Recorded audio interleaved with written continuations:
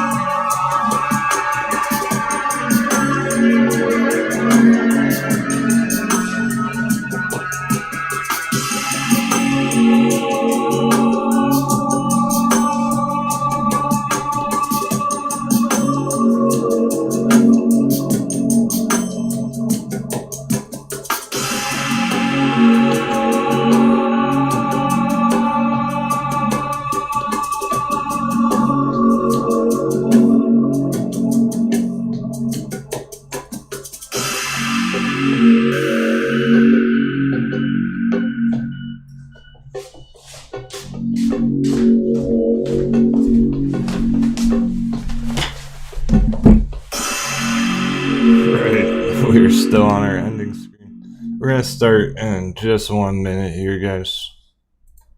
Sure, we're all set up, good to go for the last couple hours of the day.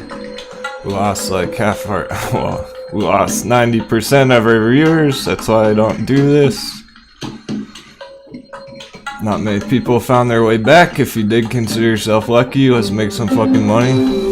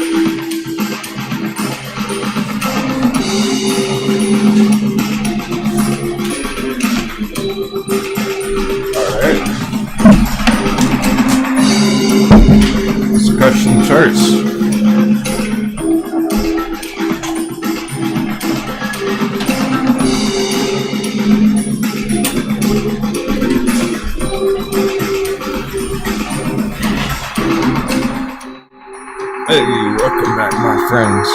Coming at you live, 10:39 a.m. West Coast, USA. Round 2. We had a little lunch break. I showed earlier. Only a fraction and you found your way back. That's why we don't do breaks like that. Most people probably out for the day. They're probably done for the day. They're charting. As far as I'm concerned, it's just getting hot. The trades are just getting started here. Pretty epic morning. Who earned their gold attendance star today? Robert, Cowboy, Josh Covey, Chupa, Batman, Sean Connery, Jake, Java Bean, Ted, Beatles, Hornet, Grizzly Giant, Flighty 420, Kelly, Natalie.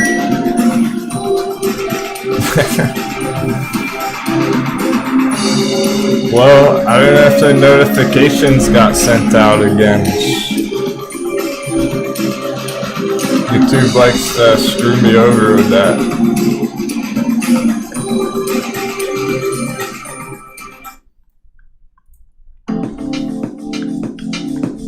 But you all deserve to win, deserve to learn something. Let's find a winner. Let's see let's check in on our charts. I still have them all pulled up. Metamaterials holding 5. Hot CVM 1198. CVM's about to pop 12. FOMO.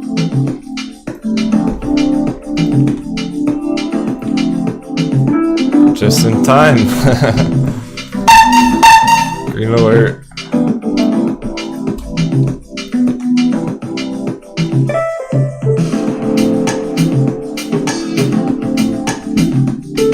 Am I doing nothing again? Alright. Stragglers are climbing aboard.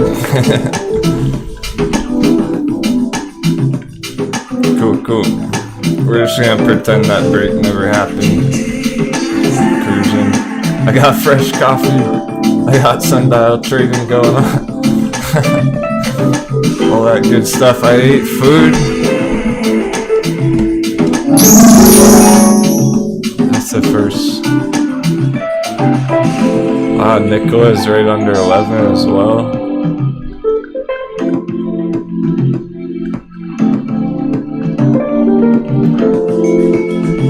XCLA still on fire. The short-term price action's real nice on Zella. The Kurtman.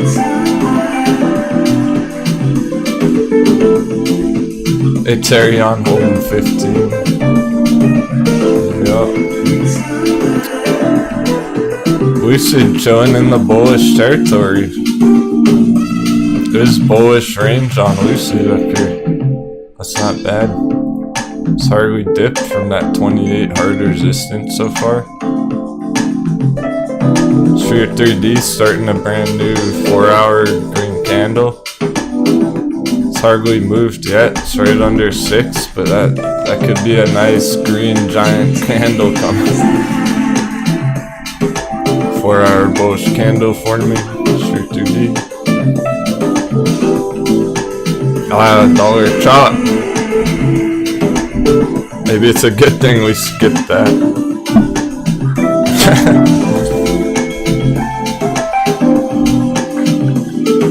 I'm not complaining that we missed that dollar bounce right there.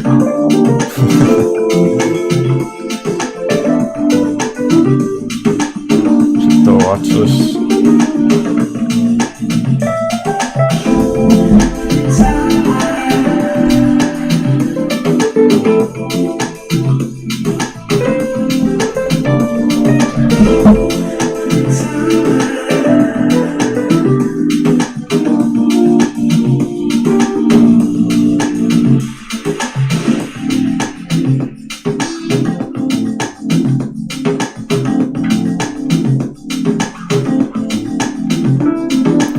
green.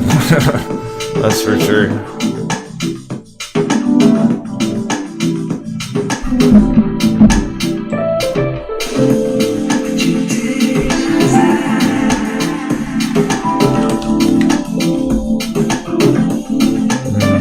We're bullish on SPC over $25. Virgin Galactic. 25.73.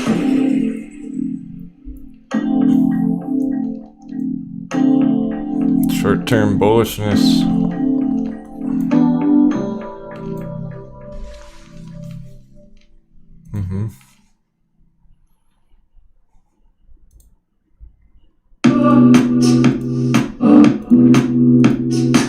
Some of my charts are disappearing. 1 second. I clicked through them all. Sure they're all loaded.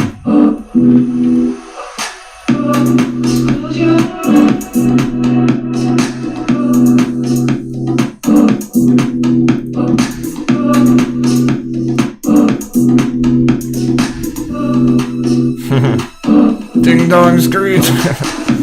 Oh yeah, Nicola. That one's on the radar today. Smash 11. There's that red candle with bearish lunch hour. That's really the only reason. It's a red candle right there.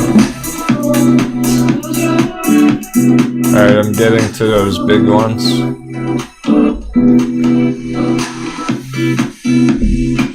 These ones are steaming up, the other ones are currently popping already.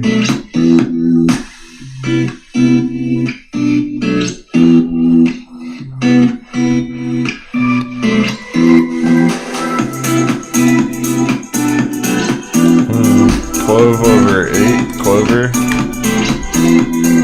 Okay, that's getting close, something big. That may be a start of a push up on Clover too. Clover bulls, we got to bounce off our 777 magic number. Of course.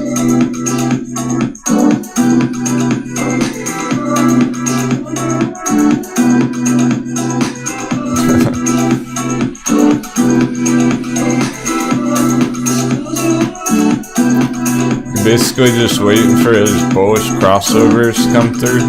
Clover. 1 hour is still going. 1 hour, 2 hours, good. Just waiting on that 4 hour. Whether that happens today, tomorrow. Definitely small speed bumps with a Dixie.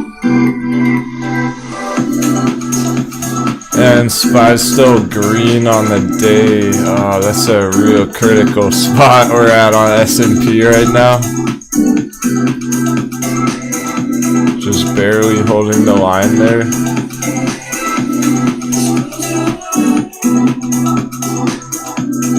Still extremely bearish on that, to be clear. That means we're expecting VXX to hold. We're looking for a VXX bounce here. Entry at this low on the day,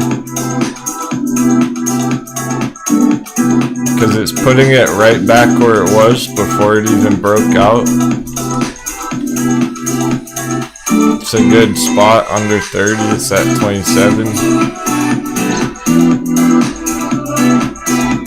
Bitcoin holding for now. Okay. So nothing huge change, looks like, on these. They're just continuing where we left off, which is good. Because some of them are pushing up. Like CBM and metamaterials, those have been 2 of our hot ones today. 2 of my favorite on the day. And NURO looks like has not gone yet. Still holding that line of support on neurometrics after a 30% day yesterday. It was around now It was pretty much right around now, this time of day yesterday, when Neuro put in 30% pump.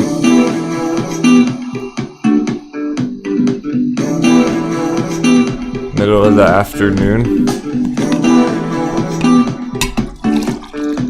So don't be surprised if we do see huge green candles any minute on some of these things. We've already been getting them from the pre-market all day, really.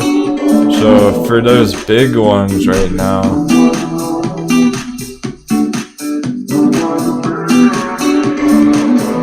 hang on, where'd XCLA go?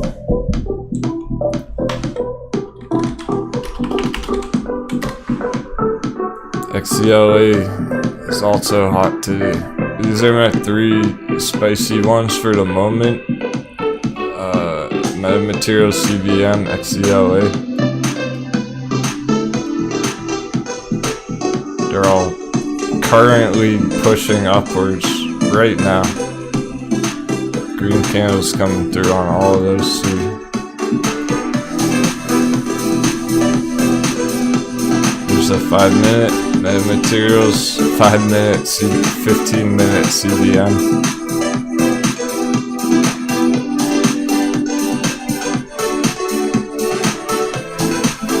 15-minute XCLA. It's happening quicker than it looks, might look.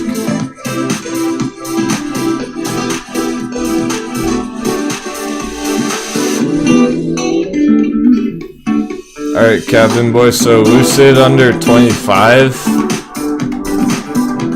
There's really the support way down there at the blue line. On this bigger pattern.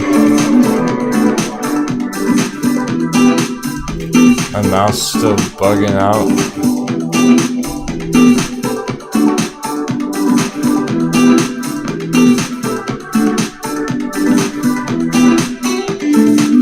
Unfortunately, that's all the way down at 20, but really,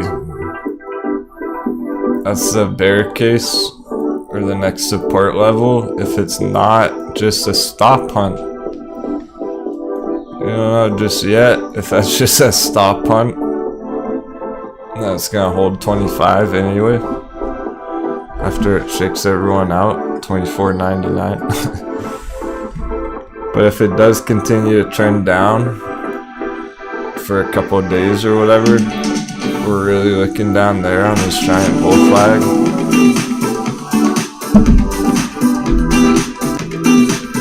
That's the main support on Lucid.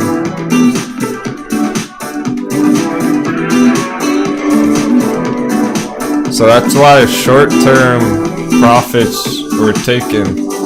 We hit that short-term target. Oh, that makes sense now.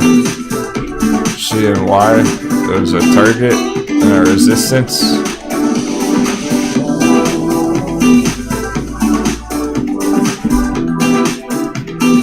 But if you're just holding it, it's probably not even worth fucking with.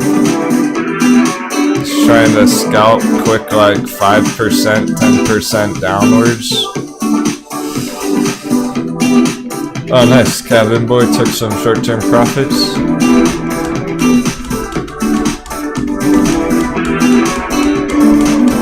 Yeah, there's a few ways you could play it here, particularly that's probably the best one. If people were holding it or entered down at the bottom there and then took some profits there and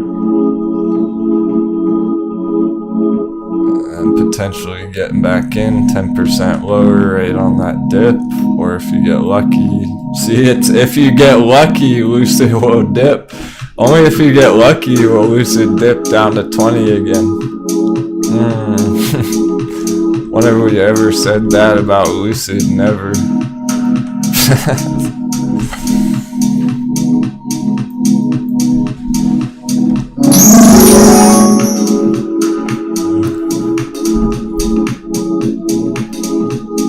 Usually Lucid just goes down anyway. No, it doesn't. With or without luck, it just usually just goes down. just not going down, so I wouldn't fight that.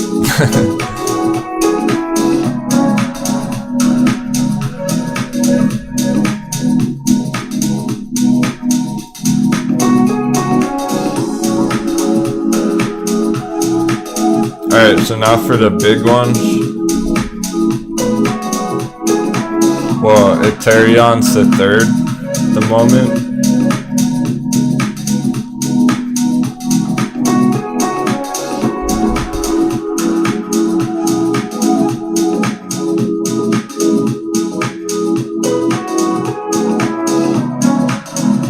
Yeah, okay.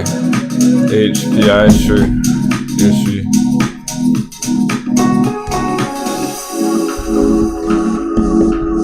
We have a good chart for that today. So, alright.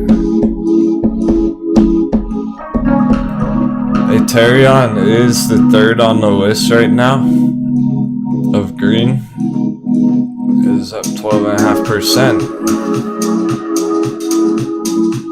It's just trending up in this midterm pattern. That's not really looking to happen in one single day.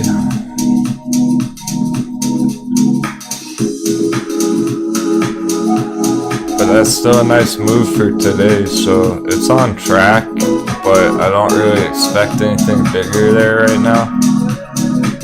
On Ethereum, clear about that, even though it's a nice green day, it's not really an entry or a scalp or anything right there. But let's see, AMD, this one's 35% still. Holding our support at 469 all day, actually.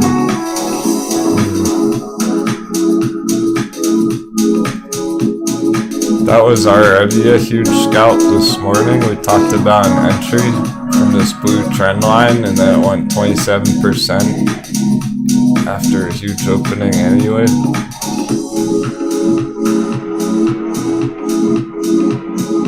So it doesn't make sense to expect more green on this today, AMD, after hitting that big resistance in orange. I didn't move that orange trend line. That was always on our chart. So now it's back down at the support area. If it does hold here, AMD, then it's going to be trying to continue even higher. Otherwise, short-term retracement, giving back some of those profits from this morning. Dip, then rip.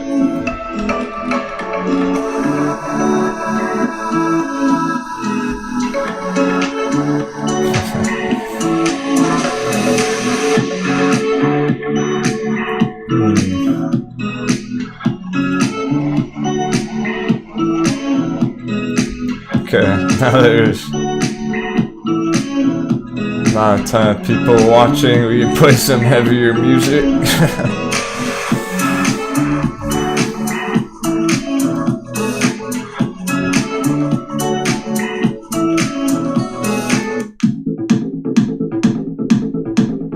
Get a fucking techno going.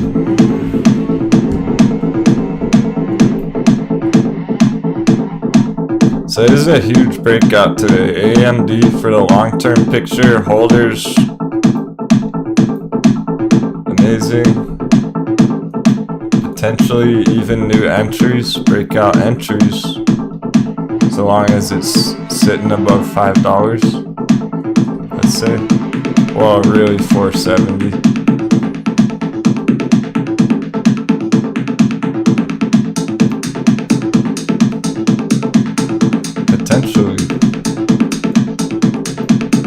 I would not be shocked to see it break out again later in the day, but it's getting a bit ridiculous. Yeah, Lawn Boy's coming through. Give it some time and see if it goes under 5 or holds on 5 towards the end of the day.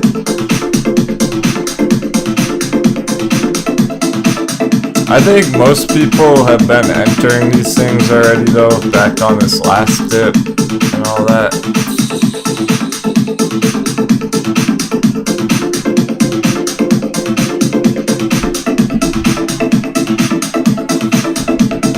And MRAN, Marin Software, it went like nearly 100% already today.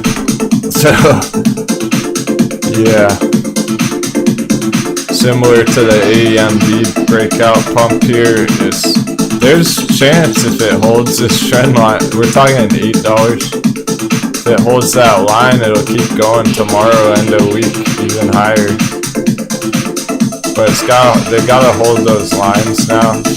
They've gone so far in one day that it doesn't really make sense to be entering them right this minute. They're just currently exploding. And then HPI, Allied Healthcare, someone was asking about.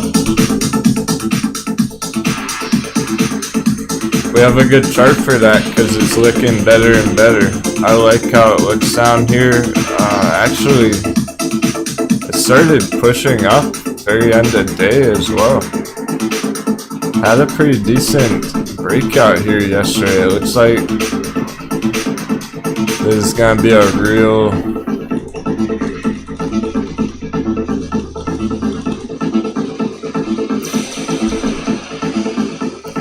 I think we're looking at a real bigger move here on Allied Healthcare, HPI, and that's probably why it's not green right now, because we got a full breakout support retest right there.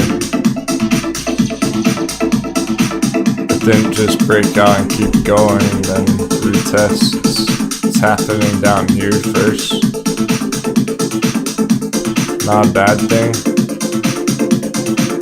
The real relevant part of this chart, HPI, is the major bounce down here, $6.30. Still trending up from that.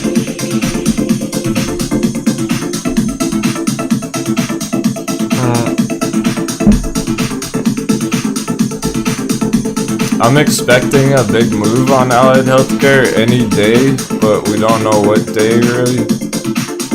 We've seen early indications of it getting closer and closer, but not this morning. Maybe power hour, maybe tomorrow. Got a chance to go big. We would love to see the dollar keep dipping though. It's not exactly doing that. Dollar's really been holding flat again all day.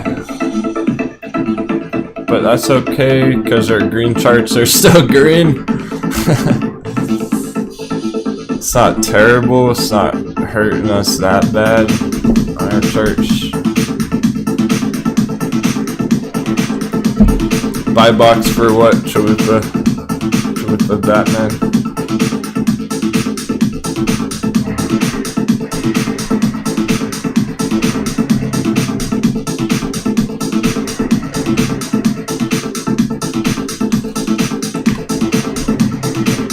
Yeah, Sphere 3D continues bullishly all day, all week, really. Yep. Ever since Monday, Sphere 3D's been bullish in the short term. So it was bullish in the long term. Now we're bullish in the short term, which makes us bullish in the midterm. Did you catch that?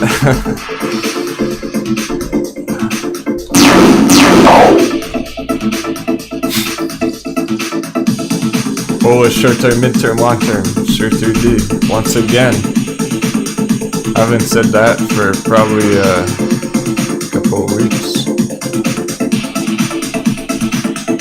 I was saying that every day back here.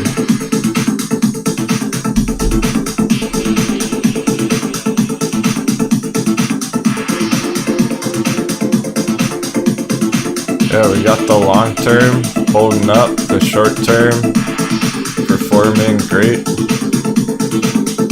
Puts us right on target for this midterm breakout, the orange wedge. it really looks like that's our pattern. It's the most accurate thing I've seen here this whole time. It's gonna be this orange corner.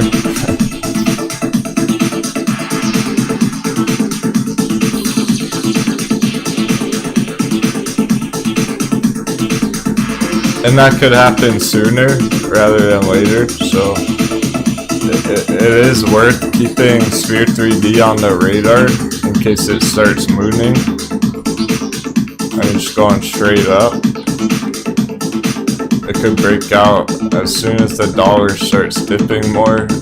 That's really... The chart looks so good. Everything about it looks nice here. But we'll get that huge push, we'll get that huge pop real soon if dollar rolls over. Oh, and it is. There it goes.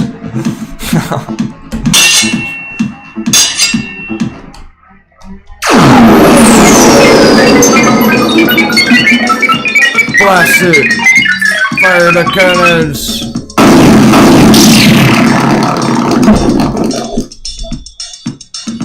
Dollar dip!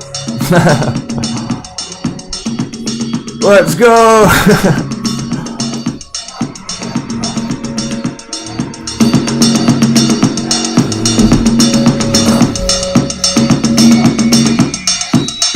This is why I've been staying calm, planning for it all day, just waiting it out. Damn, that means these pumps may keep going. That's crazy. AMD and Marin and all that, they could keep going.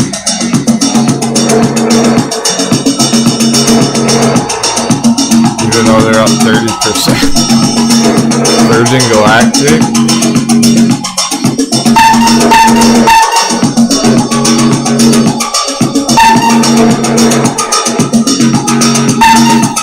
We're ready for big moves now. We're gonna see some bigger pops, I think, for that dollar dip.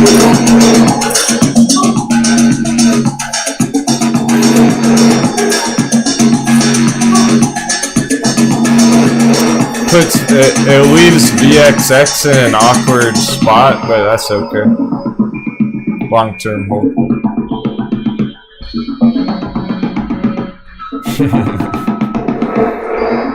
Yeah, so Sphere 3D chilling above $6. That is relevant. That does mean something here today.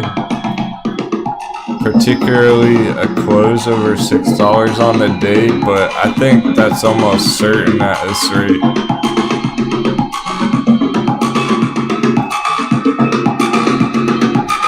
I think people are realizing Sphere 3D is not getting wrecked. It's not going down. That's for sure.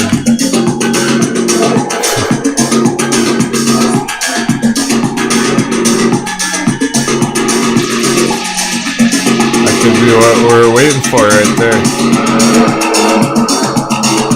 On top of the moving averages.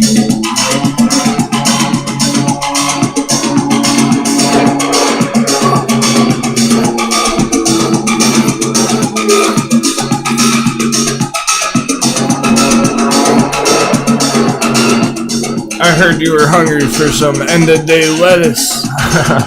End-of-day cabbage. That green.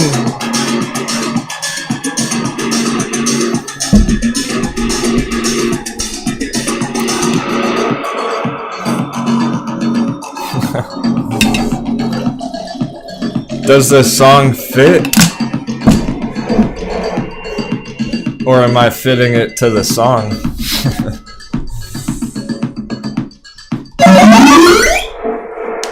That is the question.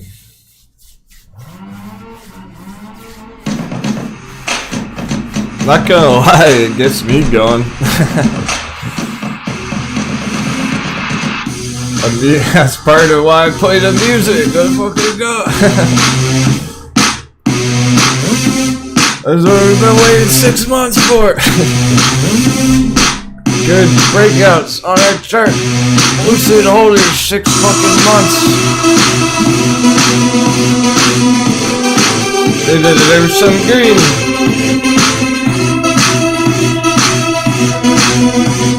It made cores over 25 and stop hunt 24.90. Stop hunt? Watch out.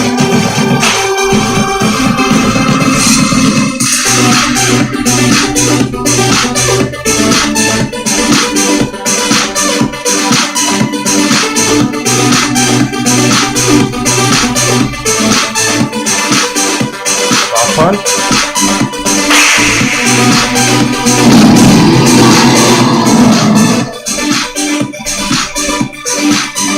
We'll see. It will be if it closes over 25 today.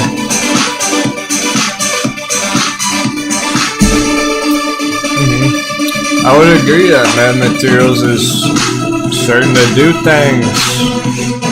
We definitely like it over 5 on MMAT. We're bullish on it here. Extremely. This is a breakout we've been waiting for on it. Traders still late.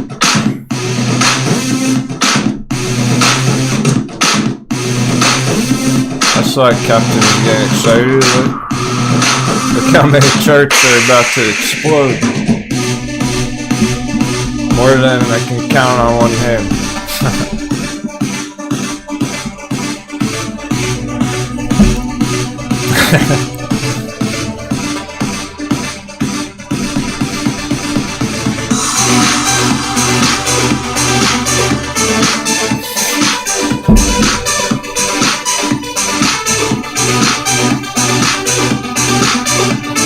Oh man, that trading view is totally bugging out. It just deleted another chart. Oh fuck, trading view's gone nuts. Buttons are pressing that shouldn't be pressing.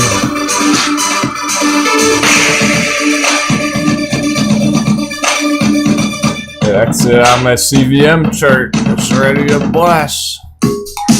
I don't want to lose sight of that one. Look at this last green candle. Any minute we could see that, and then boom, it's right up in our box, cruising onwards and upwards.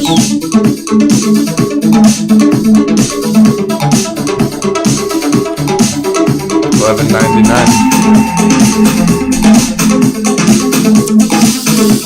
I suppose I'll put an alert on it. It's like we almost don't even need it, but I'll do it anyway. 1207, right?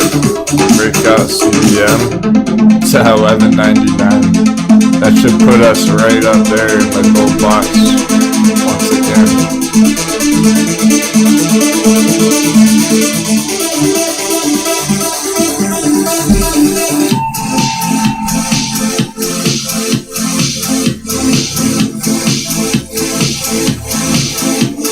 This means TCAT can still go.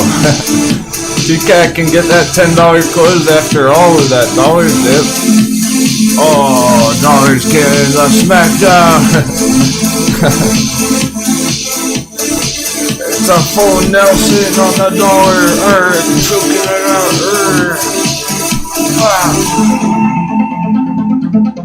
Yeah, we're wrestling the dollar chart dirty dork. Captain's wrestling the dollar. We're fighting it. It's a real battle on it because this is a long term.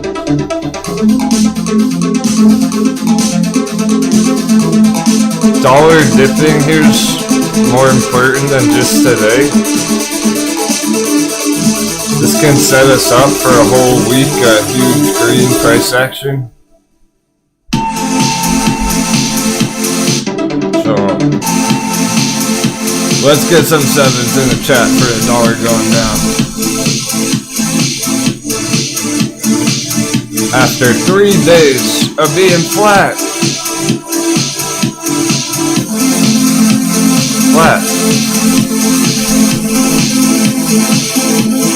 Only as of like 5 minutes ago we're getting that giant right candle. And now afternoon surprises again.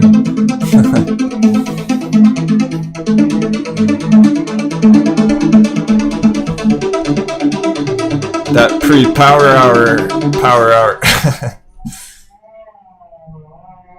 power 2 hour.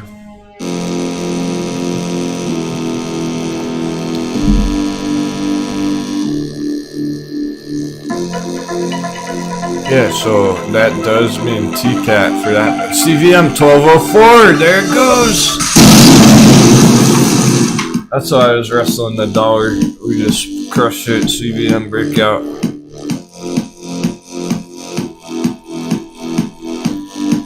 And that's why we didn't really need that alert. There it is, happening right before our eyes.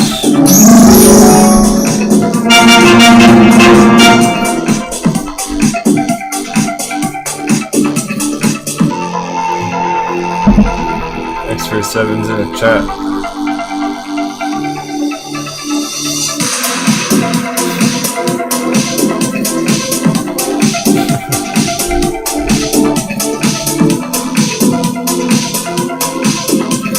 That probably is a good thing he didn't exit that, Josh. Stock pirates have been loading up on it for like 2 months, really. Who remembers our breakout blocks?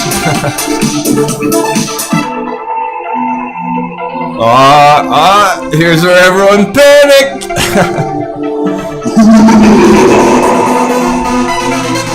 Here's that dip. That chat was panicked.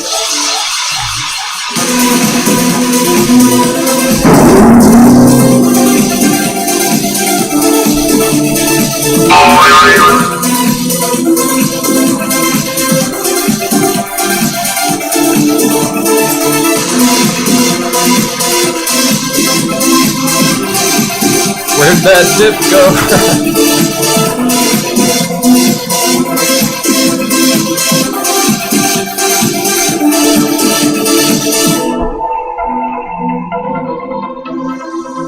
We got a captain's wedge down here.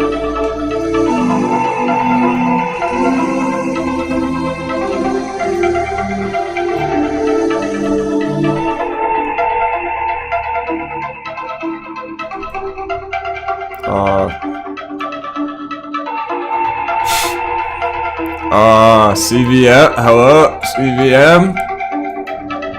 Are you gonna trigger my alert that you're sitting on top of?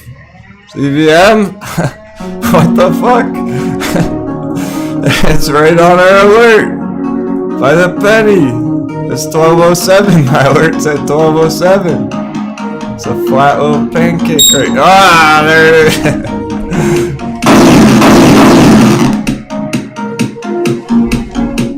Those alerts driving me mad. Wonder who's sitting there on the penny. XCLA, here we go. We're getting the green. It's coming through. End of day exposures. XCLA, CVM. A couple of our very favorites lately. Like particularly all day long.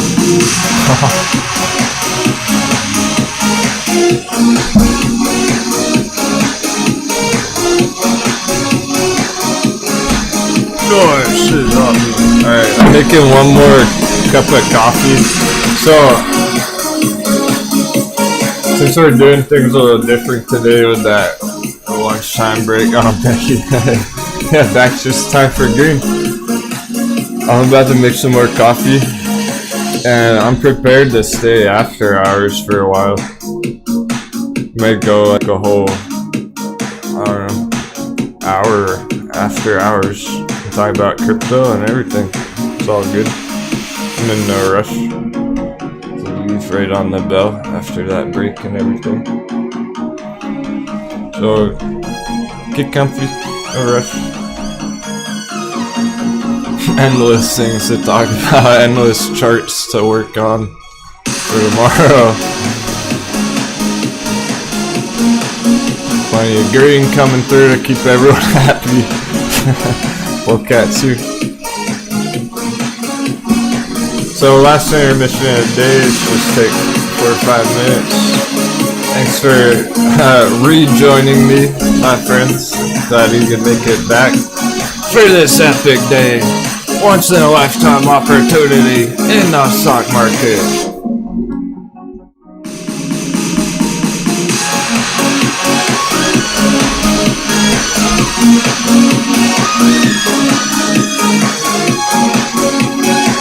Nicola on the right, 1101. There's no shortage of breakouts, right?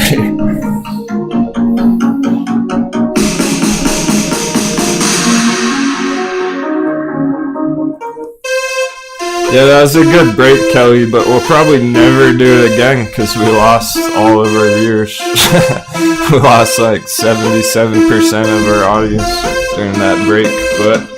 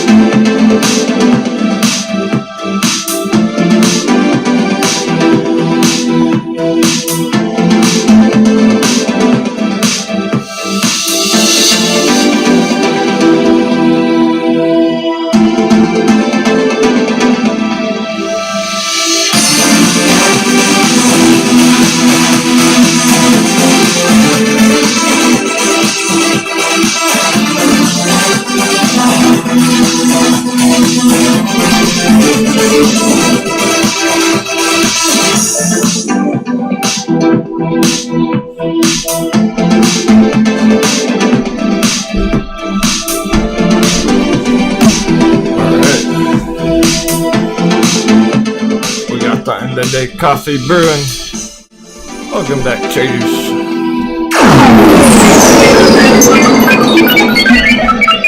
Warp time. Warp speed.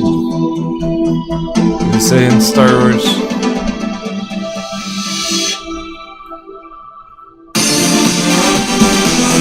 What is it?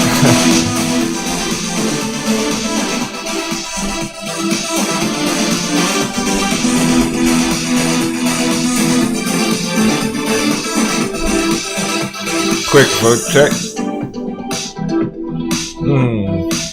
Some interest in SLDB. That was a brand new chart yesterday.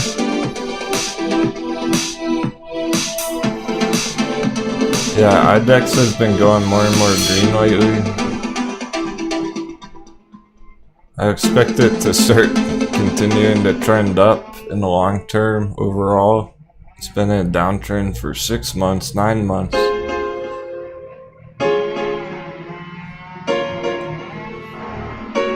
I'm curious about SLDB one again. I see right to the box.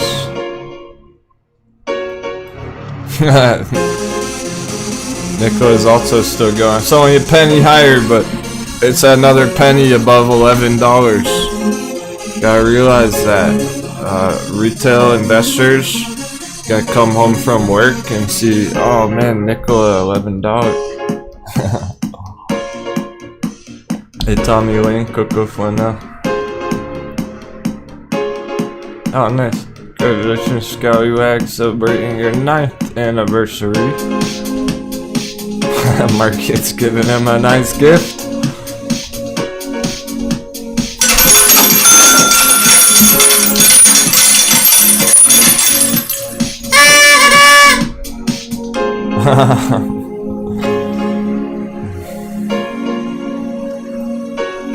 Hey Coco, I could go on and on about that answer. Why the 777s are relevant to our show, to the stock pirates, because it's undeniable how often we see it on our charts everywhere. The 7s are the magic numbers. It's literally like all of our targets are at whatever .77 cents. GameStop, most important number on the chart, 207.77.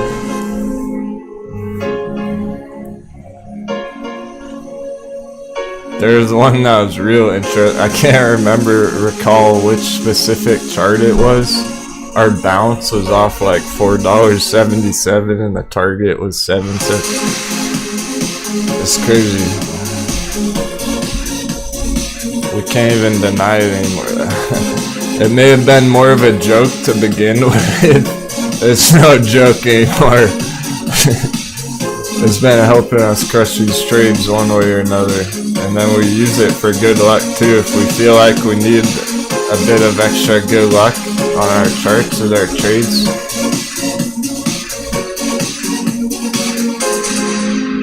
And throw them out in the chat. It helps.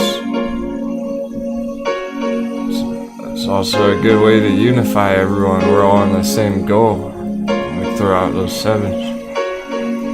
Oh, that's your favorite number too, Coco? Interesting.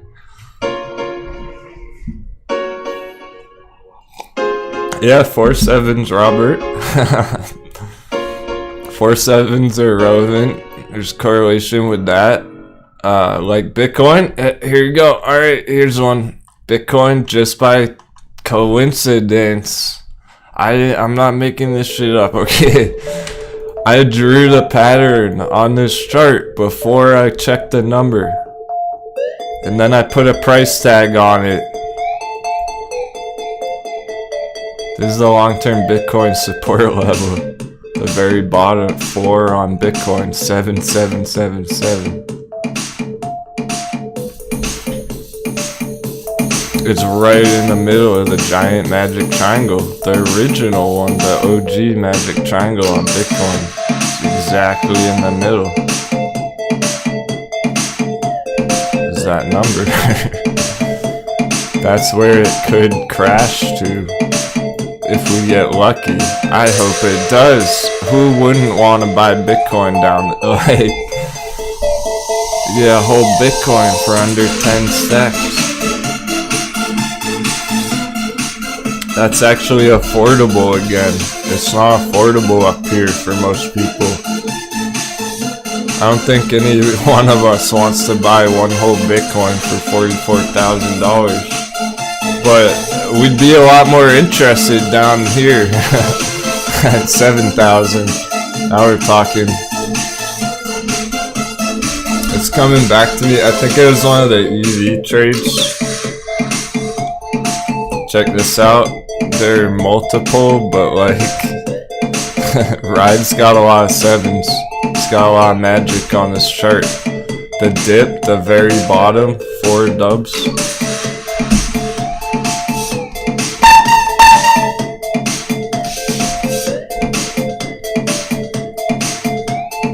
Where's the Ride target? Oh, here it is actually. This is it. The bottom, 477. The top, 777. It's right there on the chart. Exactly. Can you give your opinion? If you win, would you hold onto Mammoth call option strike $3 expiring October 15?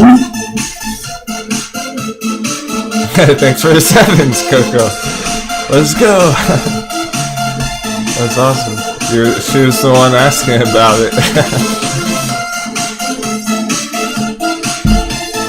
Oh yeah, nice. That material long. I like the timing on that. You're talking about 3 weeks away. That's enough time for MMAT to go much bigger. Oh yeah, and you're talking about strikes $3, which are deep in the money. It's at 5 and you're talking about 3 strike way down here, so deep in the money, which means they're not at risk of expiring worthless up here. Even if it goes flat, they won't expire worthless. You'll still get value out of those at the end of the time, the expiries. That's a fair bit of time. I'm glad you didn't say for like tomorrow, for next week or whatever.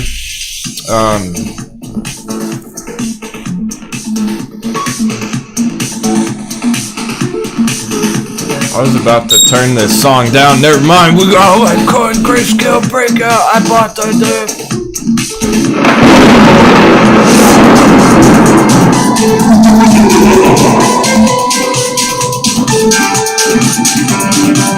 Surprise!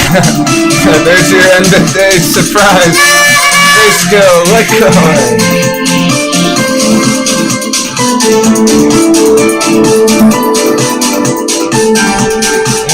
I don't even want to exit these hot fucking charts. Also ready.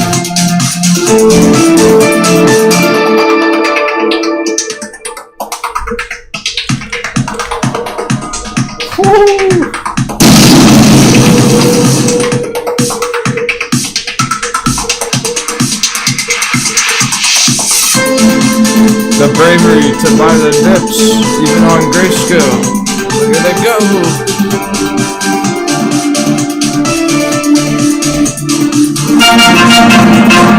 I told you it wasn't gonna stay there for very long.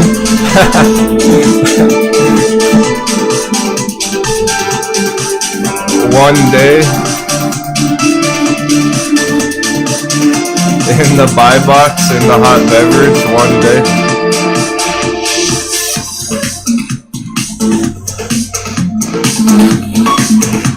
Now we're cruising. Yeah, so back on that med materials. I was gonna give you a more detailed answer than that till that alert pop. Very nice. I mean, of all alerts to break out right now, grayscale Litecoin, guys. One of our favorite long-term accumulation holds huge fucking targets, and that's the one that's popping right now. Okay, so med material, yeah, you're deep in the money, that's good. You have plenty of time, so you're nice and comfortable on those calls right now. We're looking for an uptrend from here. There's a breakout, Coco, as the past 2 weeks, really. It's It's been trending down under this hard resistance in blue where we got the breakout this morning. We're early spotting it. Most people don't notice yet. We're right on time to see this happening here this afternoon. We're looking for bigger targets here end of week. Even just by Friday, let alone October, mid-October.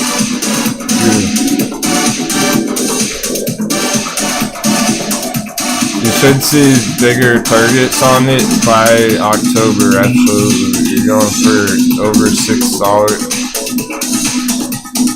Potentially $9-10 by October when the time your calls expire. So you're looking, what you're trying to do, Coco, ideally would be getting big profits on a big pump and then just getting out whenever that happens. Maybe it just rockets off Friday and then trades over for you.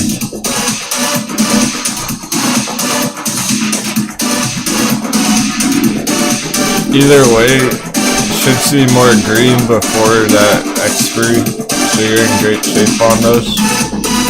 You're not the only one who's very bullish on metamaterials right now. A whole bunch of the crew is. CVM's right about to get to the box, going into power hour soon. Okay, grab my coffee off the stove.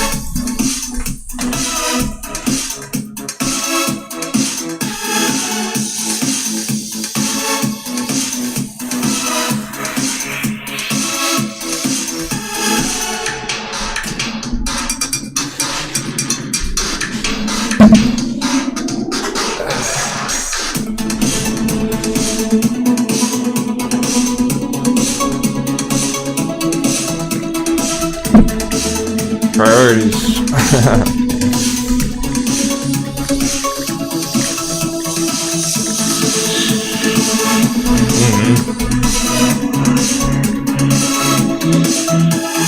Quick dollar check. Okay. Needs more time, clearly. We had a huge shit though. That's a good start for the rest of the afternoon for the next hour and a half. Yeah. Hey, Sean, we'll keep up with metamaterials. There's enough folks holding it that we will keep up with it over time here. So, dollar's always annoying, but that's a good start, breaking through the support down there. Big green candles, Fear 3D, it's happening. Didn't take very long, it's already going.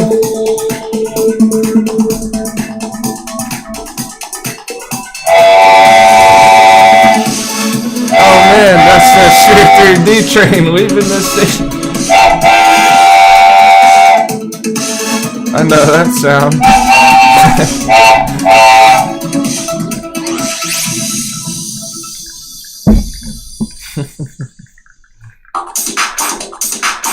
You're welcome, Coco.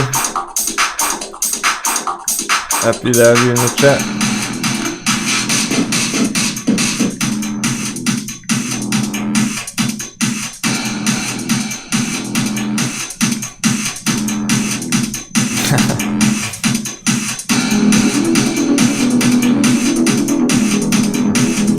Kurt, man, you knew this one's a long-term hold from the very beginning, though.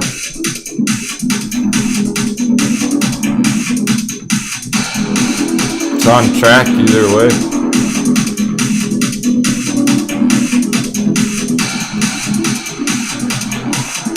$10's a big target, right? $10 sounds huge. Like, from $6 to $10 is a significant move for any stock.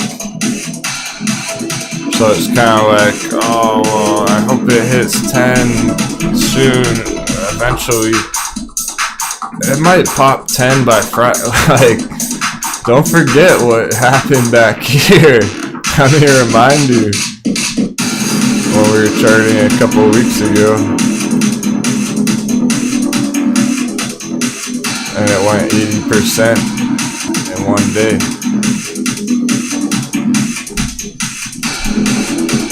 That's what we're waiting for. That would put it right back to 10. If it has an 80% day tomorrow, that could happen more. If Bitcoin keeps going up and this thing's holy fuck, it's bottomed out, it's just starting to break out, then everything's set up for sure. It could go to 10 by Friday. That's how bullish it is, truly. Bullish, short-term, mid-term, long-term. Sure 3D. One of my personal favorites that we've been trying. I'm not even holding it, but a bunch of my friends are in the group. Basically, I went with Grayscale Litecoin instead, but there's not necessarily a better or worse choice. This one's already been paying out huge percents to the holders or traders. Some people did take profits back there on the last pump. Well, guess what? They're buying back in. They got back in on the dip, so it's looking to recover now. The crash happened on it. That's all done. If you ignore all that, it's a pretty savage chart.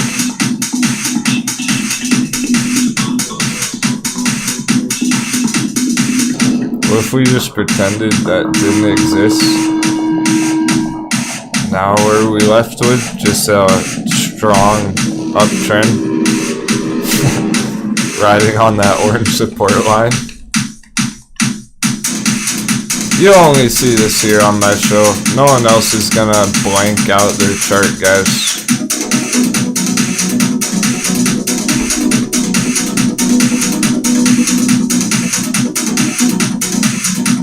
In fact, I've never even seen it be done before.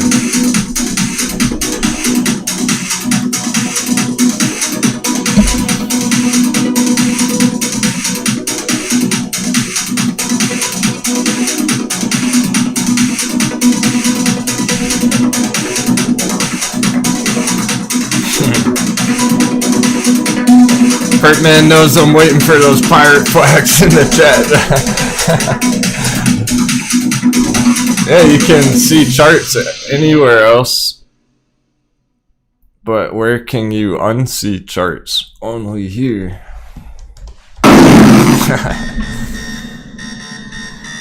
We're unseeing the chart.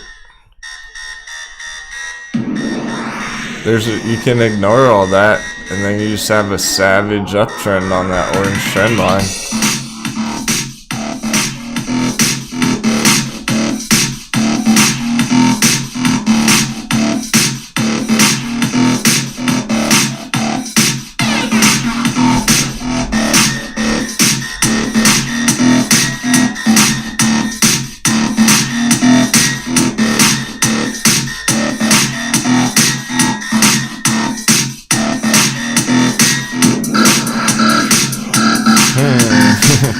Grayscale Litecoin, very bullish indicators. 2 hour big bullish crossover. Just getting started. This might be more midterm breakout than just a short-term pop. Here's the last couple pops on it, Grayscale Litecoin. This is better here.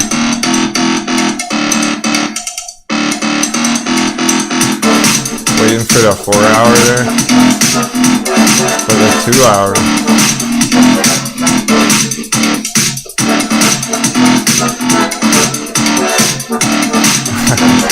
Here's the daily, interesting. Grayscale Litecoin. It's been bullish the whole dip on the indicator.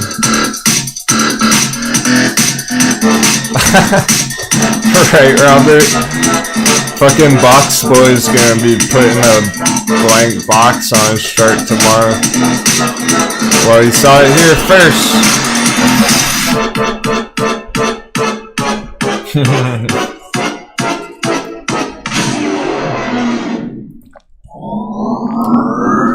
that's a Denwo box.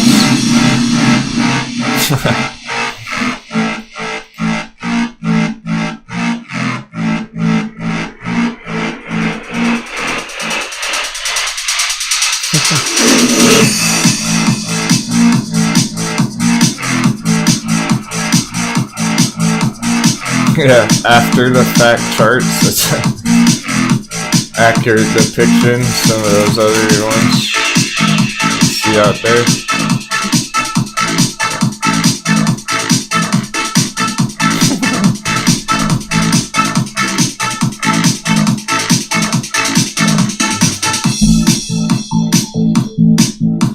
So the short term on Sphere 3D is great, setting us up for beyond that box, the void. Pretend there's nothing there, and it's just working its way up to. Well, where is it working its way up to? Let's call it 1777. Right on that fib.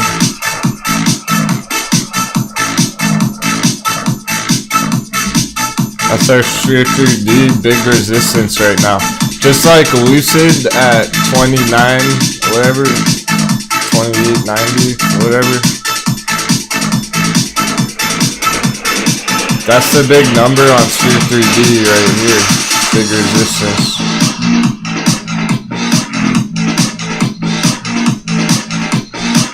But until we get up there, I'm not worried about it at all.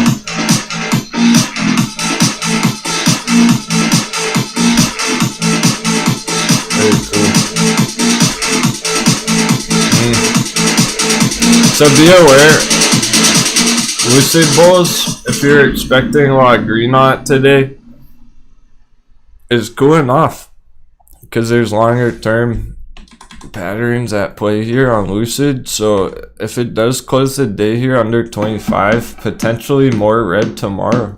It's short term bearish here for now. But to be clear, it's in this long-term bull flag, still holding in the top range.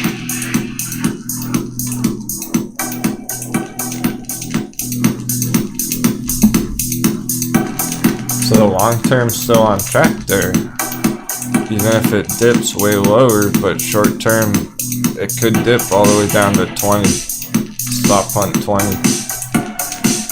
I wouldn't expect it to dip as low as the actual bounce area down here at 16, but 20 is possible. Halfway through the bull flag, the halfway mark on the short term. So that would potentially be from a close under 25 today, and then it would open the day red tomorrow, dip down there tomorrow, and bounce from that spot. You can't really get more accurate than that because it depends on that close. Really. If it closes over 25, it's likely gonna maintain this box area for tomorrow. But it's under it right now, so we'll see. It's not looking like it will. It's more likely it is gonna dip down there first. That would just be a normal retracement on this pump. Showing you now so no one shows up tomorrow morning worried about Lucid. Just going red again. It's been green for like 2 weeks straight, so it's just a couple of days of red.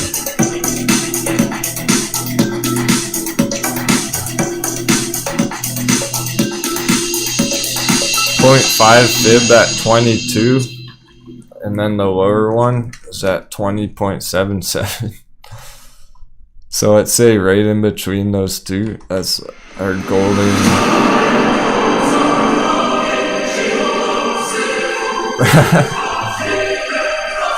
We got some epic tunes coming into power.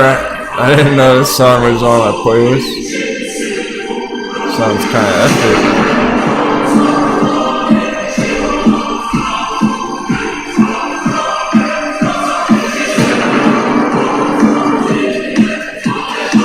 Hope everyone enjoyed the show today. I know I've been kind of serious, but serious business. Markets are intense right now.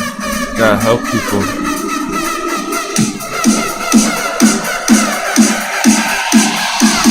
Helping you see this before it goes down. All the warning signs are there right now on Lucid that's gonna have a red day tomorrow. If you care. Otherwise, you're just long-term holding. You don't give a shit about that.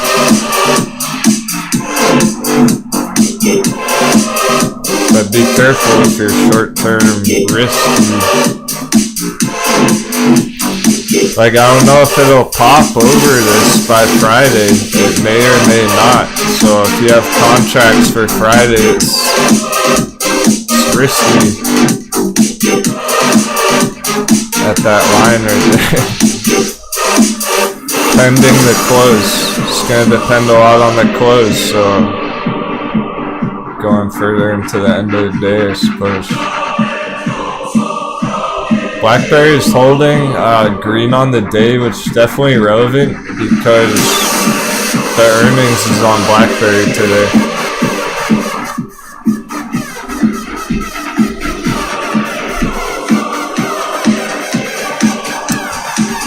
Yeah, Tommy Lane.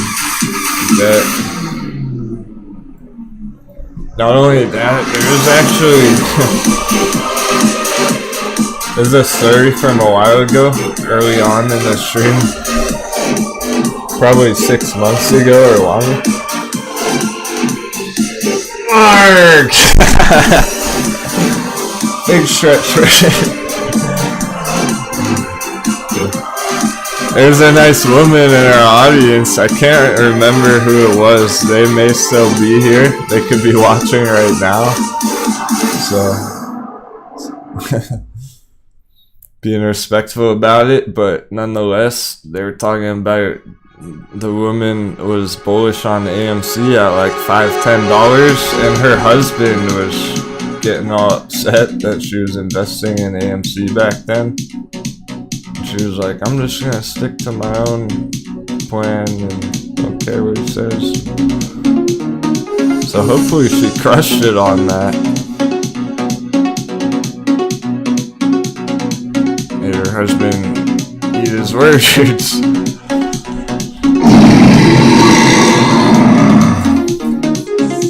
But that was a long time ago. It's just interesting the opposite direction. Like, it was even causing drama for folks who were bullish on it when it was good value back then. An amazing value, let's say. So it's gotta be causing some personal drama, relationship issues when there's big red on stuff like that, yeah. Especially when it's going down, because that's like, why would you keep... Alright, let's just I'm just acting. It's for the show. Okay? This is my personal opinion. Like a couple it's like, how could you keep buying AMC when it went 10x already? Like, what were you thinking? You lost all our summer vacation money or whatever. For Moon Boys who kept buying it the whole way up, I'm talking about, essentially.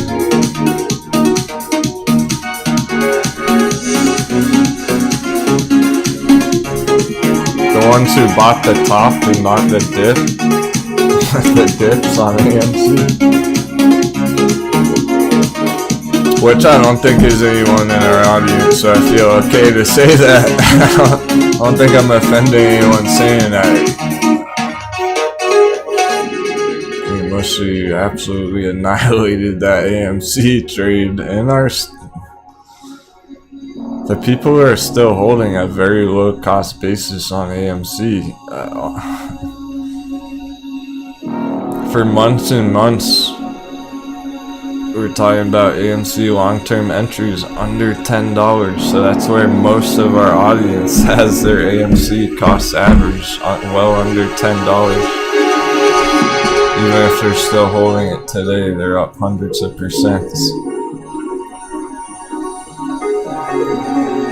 From those early entries. That's why we're doing it right now. That's why we're still finding them, guys. That's why we like these hot heavies.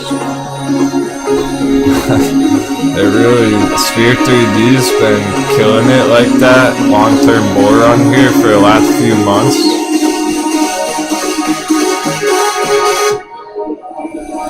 Here, I'll pull up a blank chart for a second on it.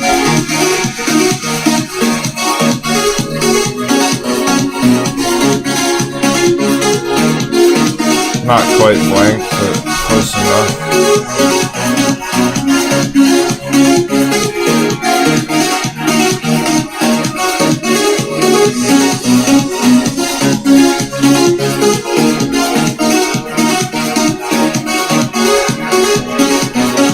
This is a bull run. If this isn't a bull run, I don't know what is on Sphere 3D.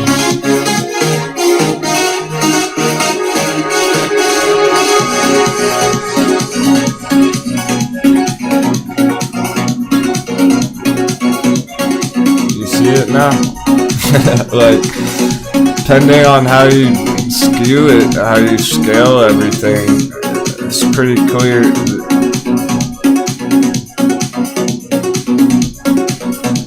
Here's where we spotted the breakout. Down in this area. $2 area.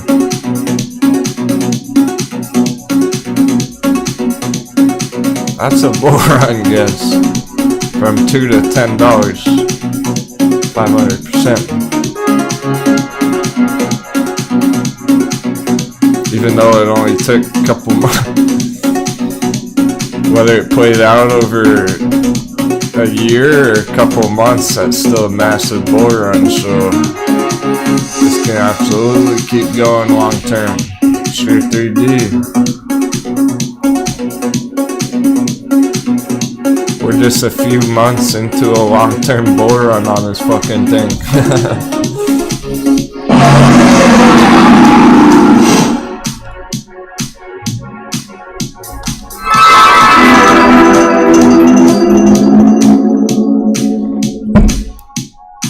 Is the bigger perspective.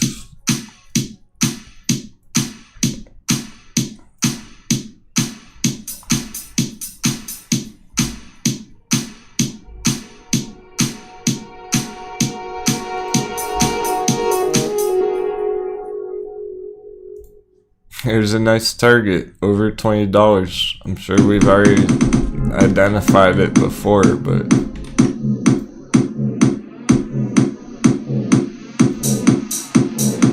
it's a brand new clean chart. Here's all you need.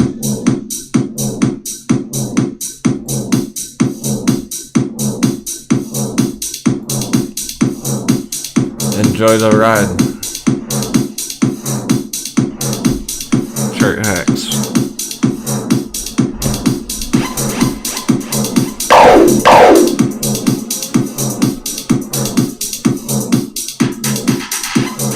Somehow Bullcat's sleeping right now. Blasting techno in here.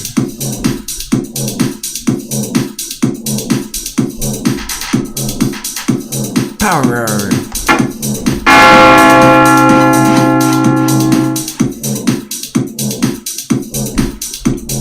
So let's keep cruising. That's the long term. That's all we really care about on Sphere 3D. Really shouldn't be trying to scalp it short term ideally.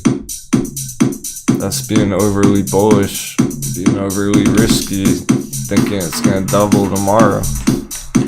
Might take till next month.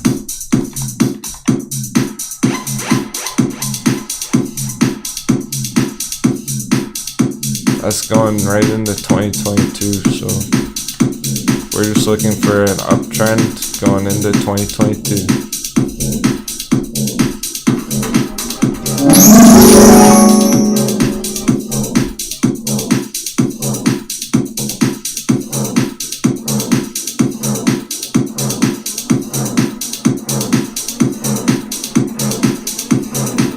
sure. So that dollar went right back up. Yeah, I went way up. That's annoying, but hope for the best, expect the worst when it comes to the dollar. This is why it's fucking stupid, right? We all saw it get wrecked right there like 10 minutes ago, half an hour ago. Any other chart, like, this should continue down, but it's the dollar, so I don't know if they're on TV right now. Maybe who knows? It's just whales fucking with algorithms triggering. It doesn't really matter. The point is, top of the box is the real resistance.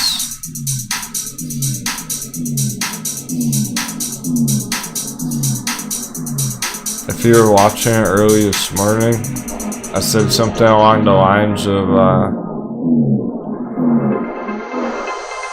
whenever we're in this red background box area, it's trying to go up here. That's why we don't like it up here. We don't feel good about it up here in the red area at all, because it does shit like that. We're comfortable when it's down here, but it hasn't been down there for a whole couple of weeks now. It's been annoying up here, so apparently it's gonna tap the top. There's no way it's not now. It's going for the top, so that's kind of stupid. Hornet has some DD. It says Fed suggesting cutting back stimulus program. Yeah, so that's the kind of stuff we've been talking about, because look, when they have stimuluses rolling out, when they're printing lots of cash, cash is losing value. When they're dishing out free money to everyone, dollar goes down. When they're saying, hey, fuck you guys, we're not gonna give you any more money. Sorry to be blunt, but is that not kind of what they're saying? You're on your own with the pandemic, no more handouts, I guess. Like, it's basically what they're trying to do. So that can all be the cause of what's looking to happen here, my friends. I'm glad we spent a long time discussing this yesterday. Talked an awful lot about the fundamentals of geopolitical events behind this shit yesterday. I'm really not political, okay?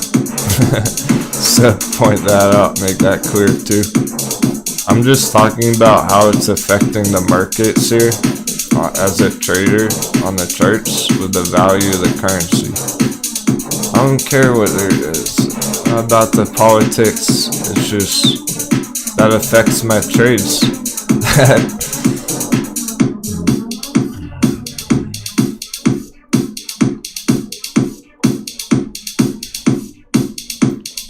So, if they're gonna tap the flow, tap the faucet,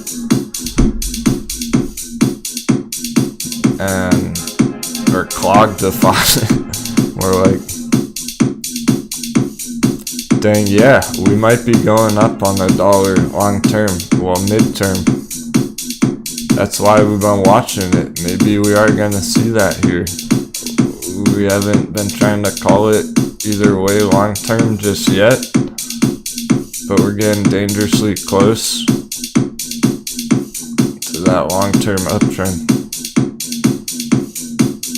As a matter of fact, so note this number, 93.5 on the Dixie, right? That's where it is right now. Whoa. Coincidentally enough,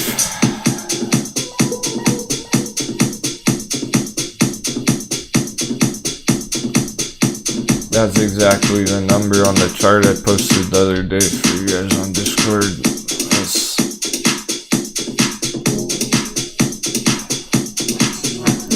bullish area above 93.5. It's right there. It's bullish above there. That's not what we like. We want it to go down. 93.5. We're gonna be accurate with this box here.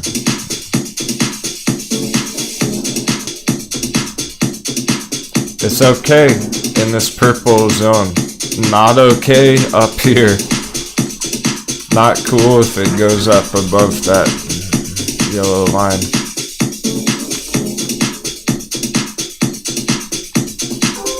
Now that we got a giant pump on the dollar, let's check our stocks. Are they getting destroyed or are they holding up?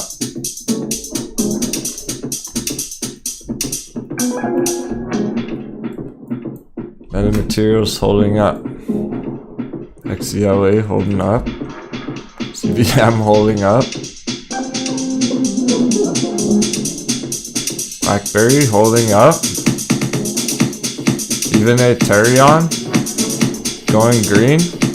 Alright, this isn't having a big effect right now. People probably didn't even see that. They probably didn't even see that pump happen yet. You gotta realize how early we are on some of these signals. Literally the second it happens, we have alerts triggering off. That's before most of the world knows.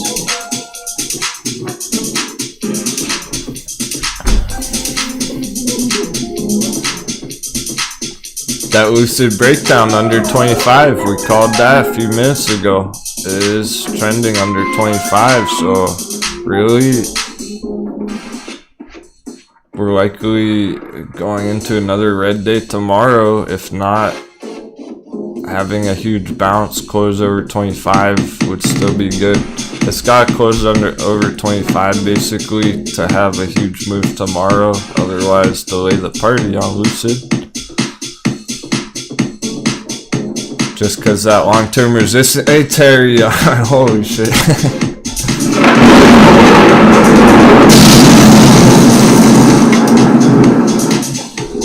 There it goes. It just popped 60 cents right there from $15 to $15.60. Big candle coming. Elliottician doesn't care that dollar pump right now.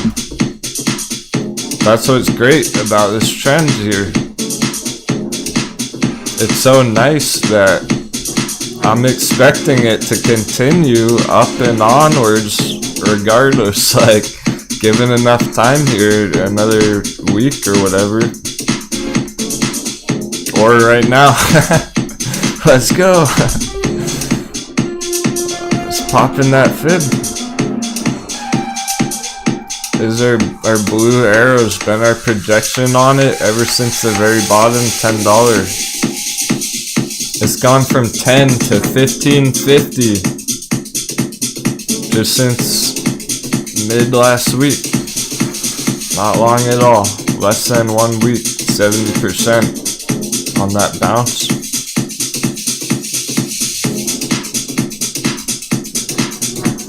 Now there's a great question earlier.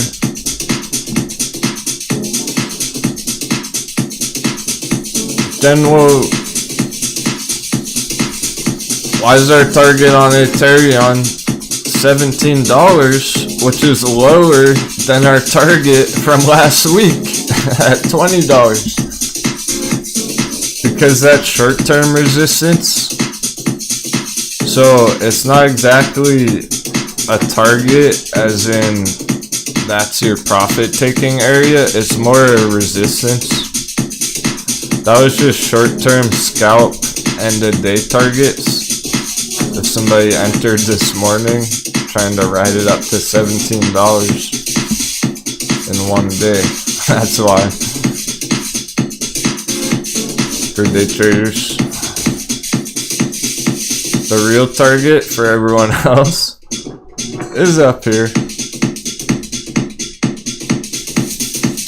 150% higher than where it is right now. 15 to 38, just under 40. How's that for a target? And that's not even... That's reasonable. That's not even overly bullish. That is fully possible here. I'll show you why. Because I'm the captain and no one does it like the captain.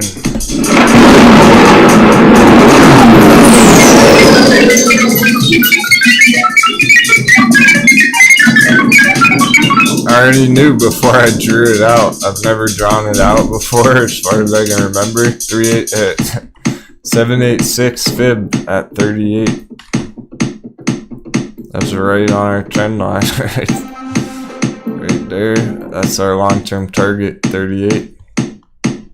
That's just a proper bounce, proper recovery up to the 786 fib level, which we got on Bitcoin. We got that on AMC. We got that on GME. We got that on BlackBerry. There's been a lot of trades that have bounced and hit this level. So that's very reasonable. That's not saying, oh, Ethereum's gonna go to the moon. Death Star.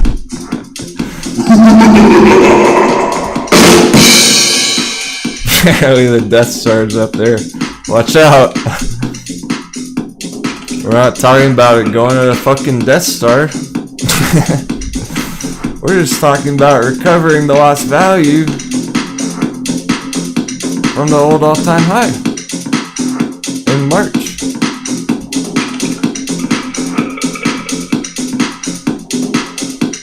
That's pretty darn reasonable. That's our target. Doesn't look so extreme when you see this long-term, bigger picture. Note all the volume.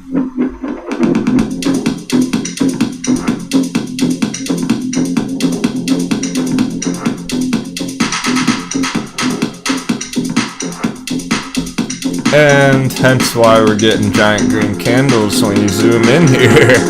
Because it is trying to go way higher. It's just short-term stuff.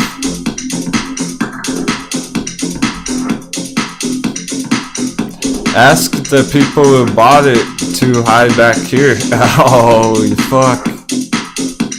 Alright. Apparently I'm feeling pretty uncensored today in my language. I can't help it when the markets are like this. There's someone with over 15 years experience saying, holy fuck. Pulling up charts. Alright. Ask the Ethereum bulls who went long on it back here prematurely on the breakout and then held through the dip.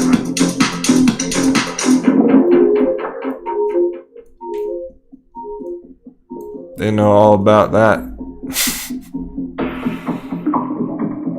It's just the second one. Second time it's done that on a bigger scale. A bunch of the crew bought too high and it dropped a lot the next day. The FOMO kicked in, they bought the top, it dropped 40% the next day. And Captain had to be like, yo, stay chill, cause this thing's bullish as fuck, still. Asked them about that panic sell. All they had to do was hold it one more day, and then it kept going up and up and up and up. They just had to tough it out for one day, and then we had a huge dip here, just had to tough it out for like 4 or 5 days. Now we're going up and up and up. See the pattern? See the trend?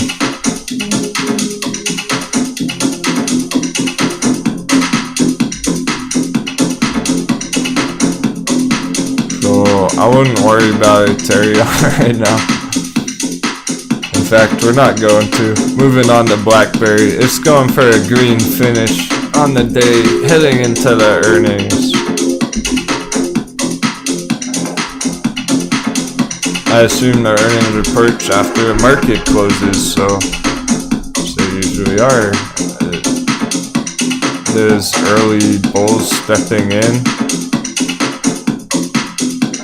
seeing the value under $10 as they've done 6 other times. This is our 7th time.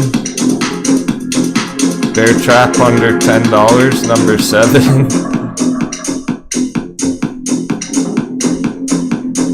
Bounce number 7, earnings. The timing's right. That looks good, being that the earnings is there. Other things that are holding those big round numbers,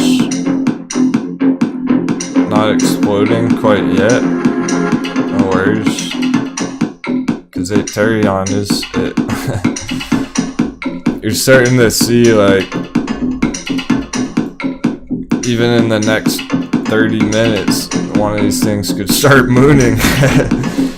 We're getting surprised green candles end of day lately. Let me check the watch list. Make sure we're not missing anything huge.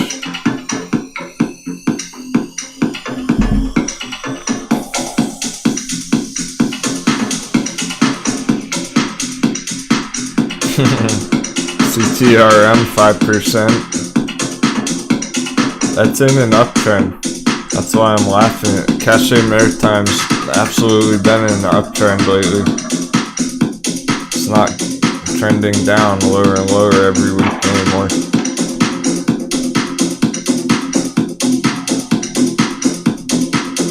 BLU's still over 6. That's interesting.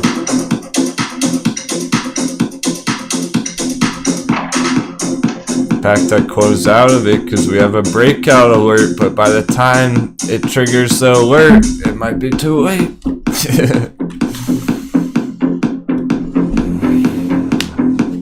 It might trigger the alert first thing in the morning if it starts cooking after hours, pre-market.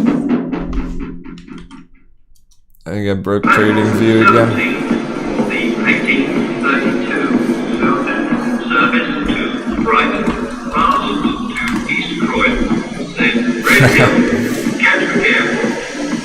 Just getting ready.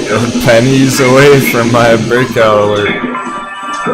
So even if that doesn't pop by the end of the day, what if it goes higher after hours and then tomorrow morning it's too late, it's already mooning? I don't know.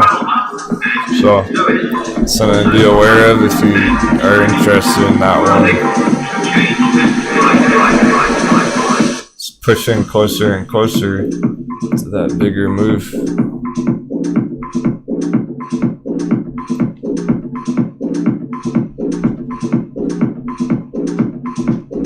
Because I'm just expecting it to be a pretty substantial move once and if it does pop through there. We're talking about a move like this where it went 40%. Could be a 40% day on it even tomorrow if that really holds that 6 spot. 30% right there.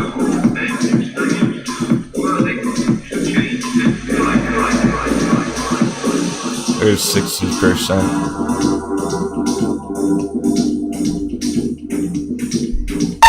Bull run. It's in a fairly midterm bull run here at the moment.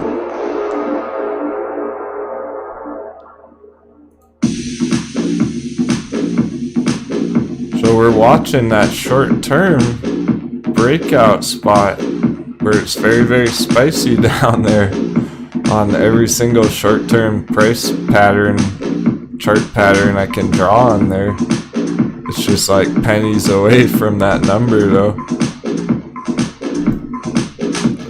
Pending a 60% push, which could play out in a matter of a day or 2 days or by Friday, by next month.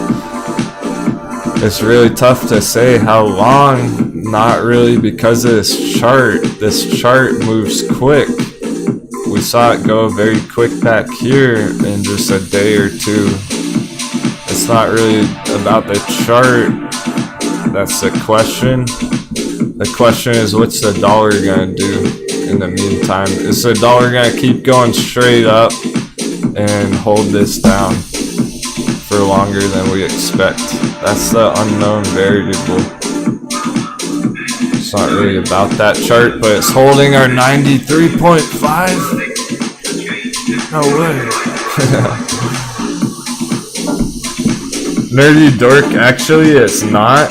I'm glad you asked. Is BLU a long-term hold? In my opinion, nah. Sorry to burst a balloon if anyone is long-term holding it. Just like, yeah. But the reason, no, not unless you got in it way lower. If you got in it on the dip way down there, maybe. But look at the long-term chart here. This thing's funky. You don't really want to even bother.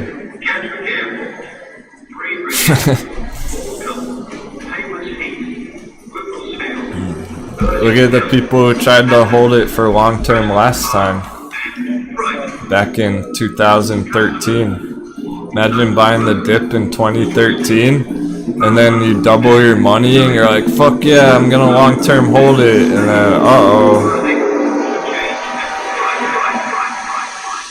And then you're still holding it. Uh-oh. You're just trying to take profits when it goes up here. And move on to your next one. The only reason I like it is because it's looking to put in that last leg up. That last giant green parabolic candle right there. Just one giant green candle, take profits and run. Who knows what it'll do next year? It's too fucked up on this chart. It's too choppy over the years.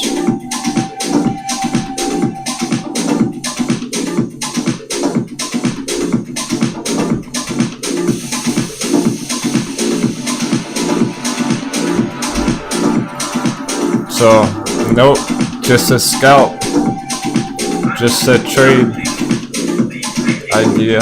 Just one of like 100 of our trade ideas is all. It's nothing special. The timing's right though. What I like about it is the timing. That might break out tomorrow.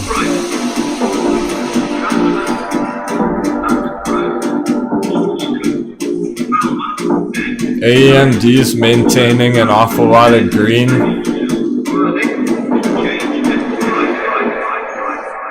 Giving you confidence to keep holding AMD even after the huge pumps today is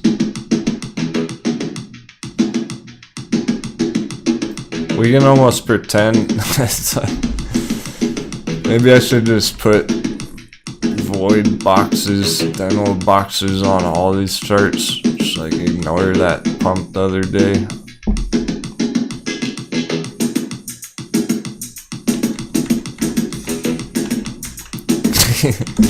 Can we all just pretend that the pump never, like it never came down there? Because as far as I'm concerned, this didn't come down very much at all. In the real picture, it's up 31.5% today. That's hardly a dip. Okay, so fuck that red. That means nothing. That short-term red on a long-term banger.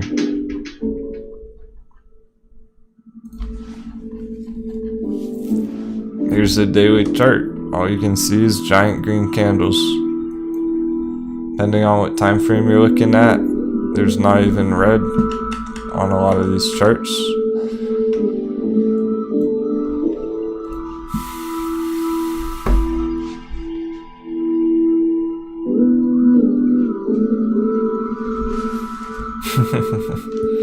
AKC, Tamagato.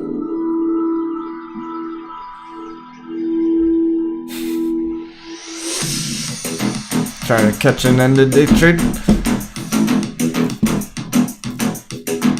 Yeah, Tamagato. So we know how bullish Lucid's been lately.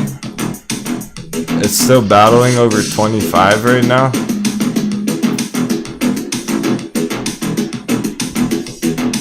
Can go either way tomorrow, pending that close. So we know how bullish Lucid is, right? That's a good puzzle piece. Bear with me for this thought, because I got more.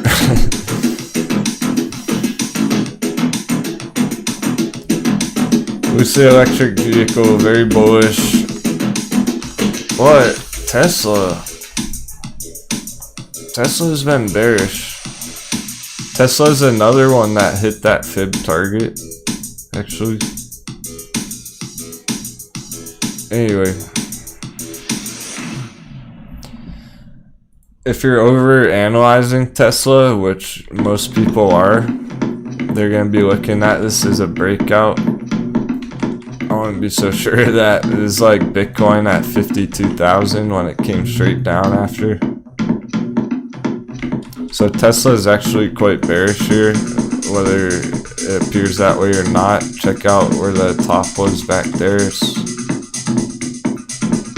still down 17%, so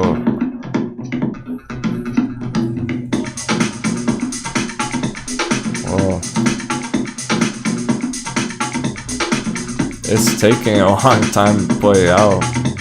6 months, 9 months. Anyway, that's not the point. Forget Tesla. So Lucid's been very bullish, right? EVs are getting hyped again, but Tesla not really. Tesla is overvalued. Tesla has gone up with the S&P for 2 years straight. So where's the money going from Tesla? People selling their EV Tesla that they crushed for 2 years straight, taking profits on it finally. They're putting it in Lucid. What else are they putting in? Ride.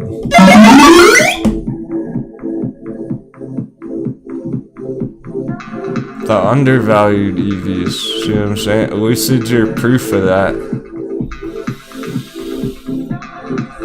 Lots of money going from Tesla into Lucid.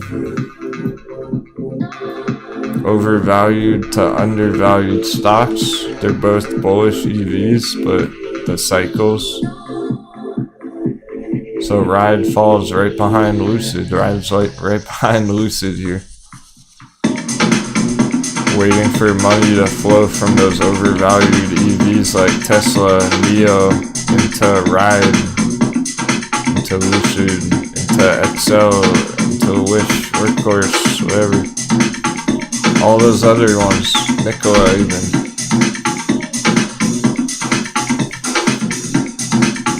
And it's been popping. Ride's also been exploding. Let's be real. Here it is on the chart. It says bullish as ever looked since we've charted it.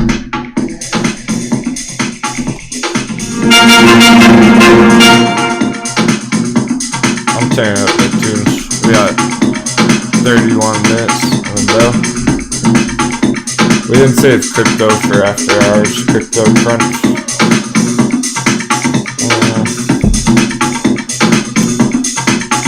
Casey, we've not looked at BBIG today.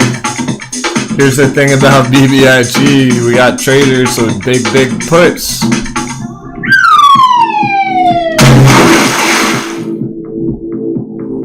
Big BBIG puts. I mean, And it was in the money yesterday. It got smacked yesterday, so the bears are making money on big in our audience. It's still going down.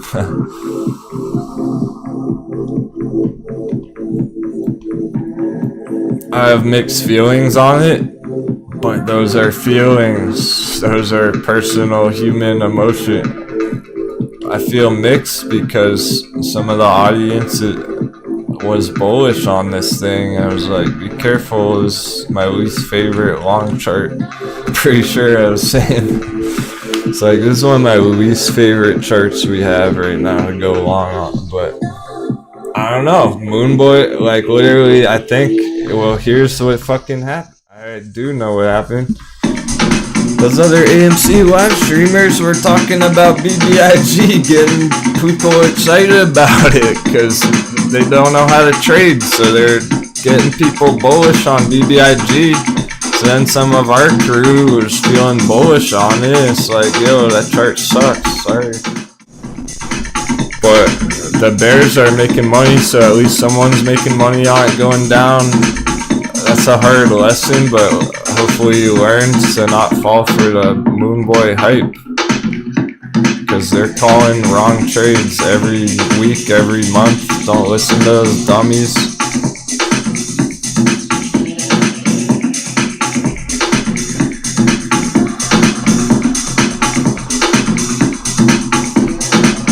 They're not real traders, okay? They're entertainment. Literally, like, only. As we. Because obviously, this is the best non-financial advice that I can possibly get. The best entertainment only. Real deal. Live show. Real trader shit. Real money.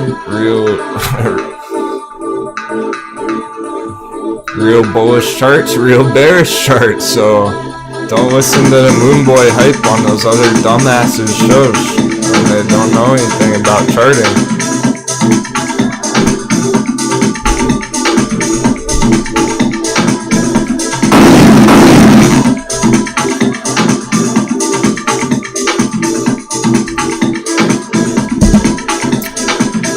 One of our worst trades we've called to date. Guess what?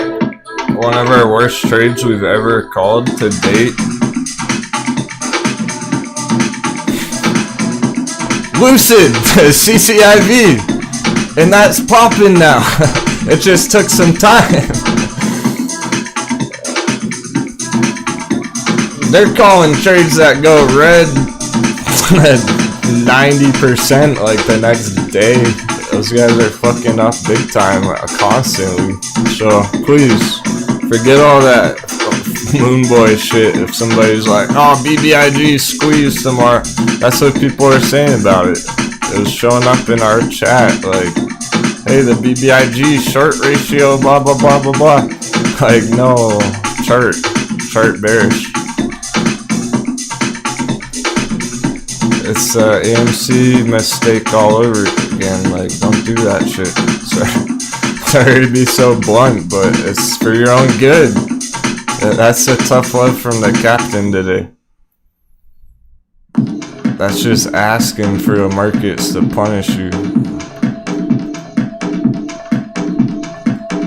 I'm really not even trying to like speak directly to anyone, like get anyone worked up over that, but I'm just speaking generally on the BS that's being spread around there. That happened on support.com too.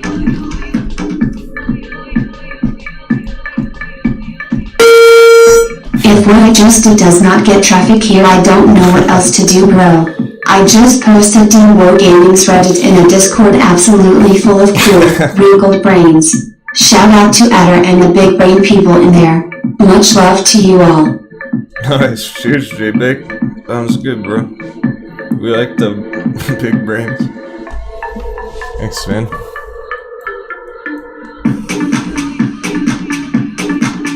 We only want folks who are of similar mindset. It is a hive mind in a way. Oh, wrong chart. Support. So check out support.com. Oh yeah, change ticker. Right. It's at $10. Holy fuck. This is where Bullish talking about going long. Literally, it's on camera. As they were live, one of them in particular.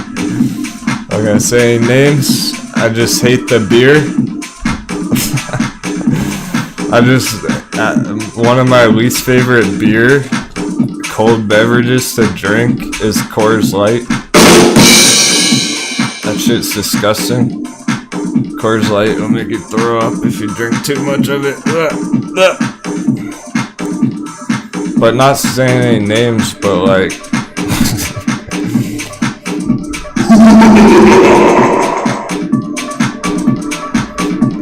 they were literally live. I can't help it, Kelly. It's too real. So literally, look how much money people lost money on because of that. They were literally live with a giant rocket ship on their chart right here. They had a rocket ship here, and they're like, alright, it's gonna pop, here we go. Oops.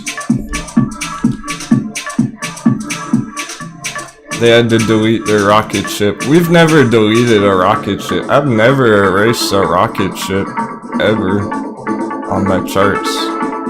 I don't erase rocket ships. I only draw rocket ships where I mean rocket ship. I'm not gonna put a rocket ship there if it doesn't deserve to be there. That dropped 80% in 2 weeks.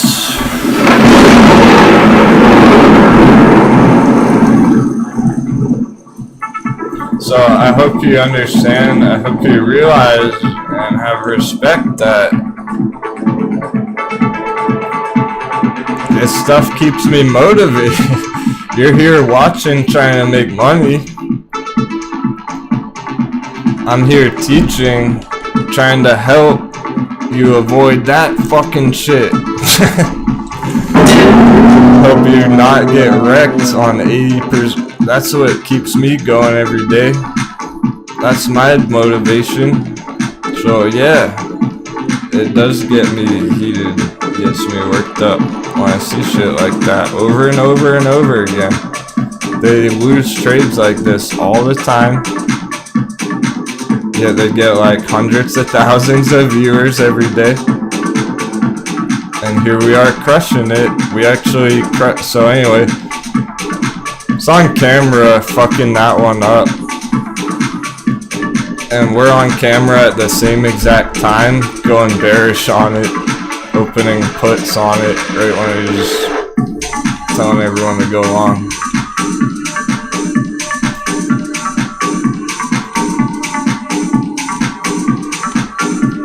So I guess his audience really enjoys losing 80% over and over and over again, huh? They must really like pain. Talk about masochists.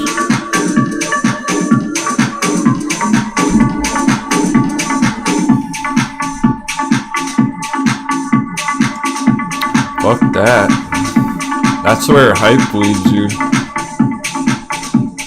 They'll get tired of it. Well, when they run out of money. Look at all the crew who's still here. All the OGs kicking the market's ass after 9 months of choppy ocean.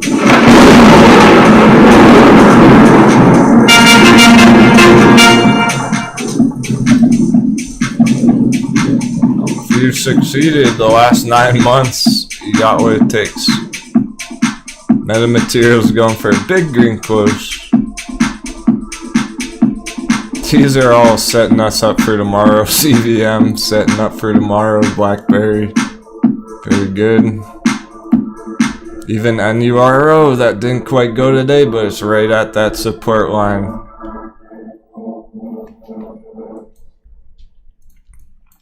Yeah, Komodo, you have a point, but really, the real truth of the matter is most of you started out that way.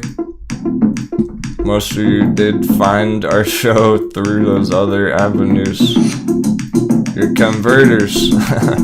Moonboy conversions. Coming over to the dark side with the captain.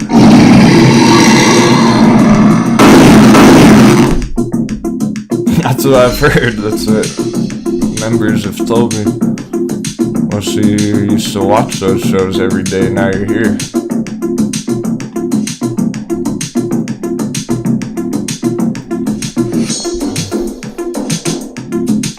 So there's good people out there in those audience who are really struggling, just like all you, who don't know what's going on with these charts. And they're getting wrecked, and they're gonna quit trading forever. They're gonna lose all their money and give up, and it sucks. Like, I'd rather have them join our crew and be crushing it with us. Meanwhile, Ethereum is going for 17. We're just gonna hit that 17 end of day target. Holy cow. 26%. Like, what the hell are they charting today, guys? We got Terry on 26%. On top of a 50%, on top of another 35% chart is good. These are good charts. Yeah, alright, let me, I'm not trying to throw shade at every single live streamer, okay? Jackson Hunter's my friend, yeah. So I'm not talking about Jackson. Oh, Jeff said he found us through Jackson. Oh, cool, man. I didn't know that. And Jeff's been here every day for a month or two. Yeah, so Jeff was looking to go deeper into the matrix. He wanted to learn more about the chart, so he found our crew. The people are only scratching the surface. They're content just watching flat charts all day, I guess.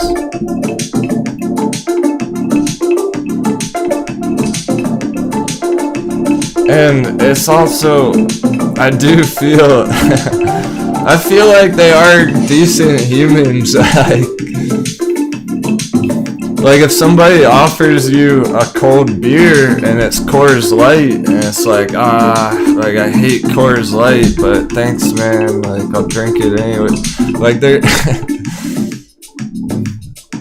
I think they're good people still and they're trying their best, but just markets are smacking them around, giving them. And that's not a good recipe when you have such a large audience, so it's kind of concerning. That's all the stuff that got me motivated to start the channel from the beginning, so there you go. Full circle. That's why I said all that. It's part of my motivation to be doing what I'm doing, helping people out every day. It's more satisfying not when somebody doubles their money in the audience, but even more when I help prevent somebody from making a bad decision and losing a whole shit ton of money. Because then they're safe to trade another day and they might recover the next day or the next week, right, Pertman?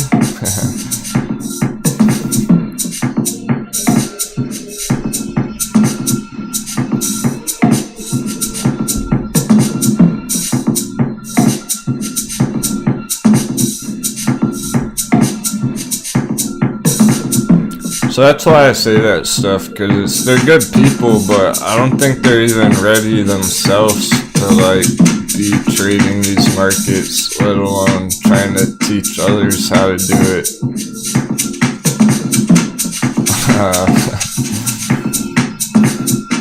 So I do my best all day, every day to help people. I probably make less than minimum wage with the amount of hours that I put in, guys. Honestly. It's not like I'm a millionaire off commercials like them. I do this out of the kindness of my heart.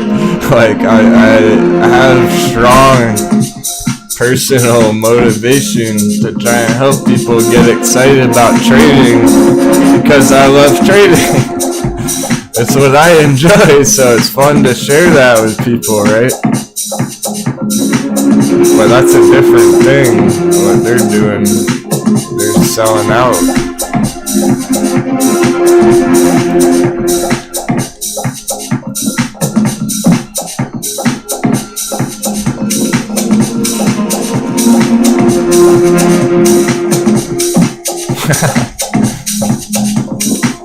Nice village idiot. I love to hear it because you saved my ass more than once.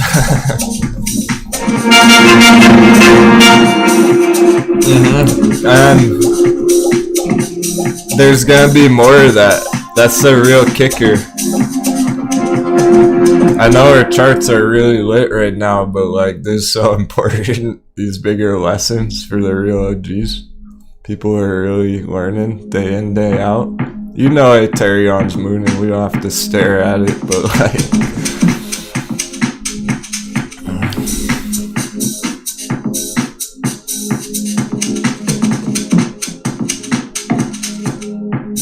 So the big kicker, the big takeaway from all that, it's gonna keep happening. We haven't even been going for a year yet. Like, we're gonna see so much more of that shit over and over and over again. Calling it right now. We're far from done with this. Oh, not that. Almost. I drew that one. Fuck. Wrong button. I think my mouse has been tripping out lately. I might have to get a new mouse. Just clicking when I don't click.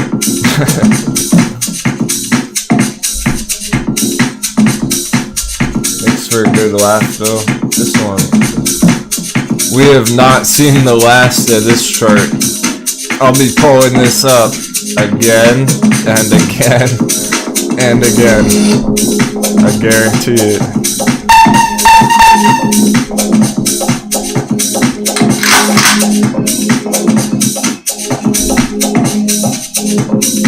Anatomy of a bubble.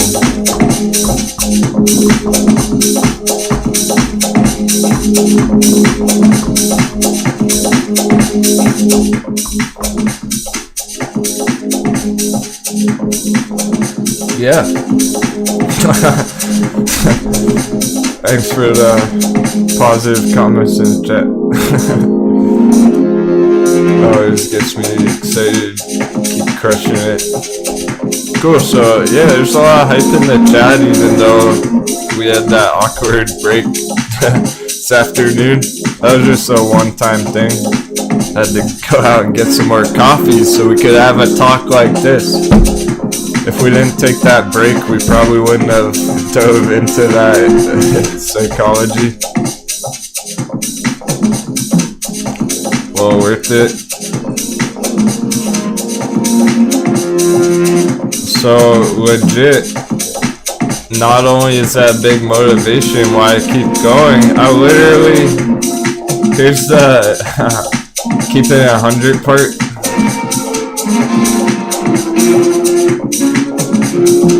Yeah. Think about AMC before I started the channel on YouTube. Okay. Put on your imagination caps for a second. I'm even gonna need to pull up the chart for a second.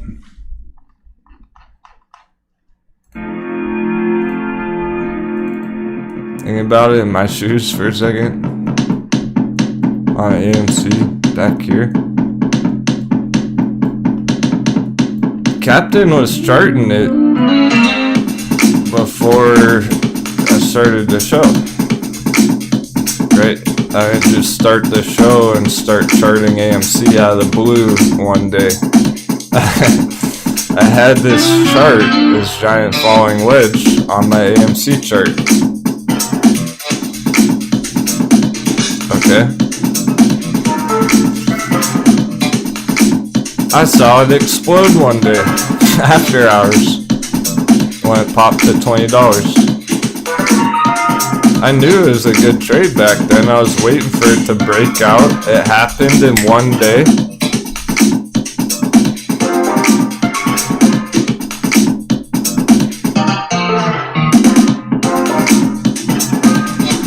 I wasn't gonna buy it up there.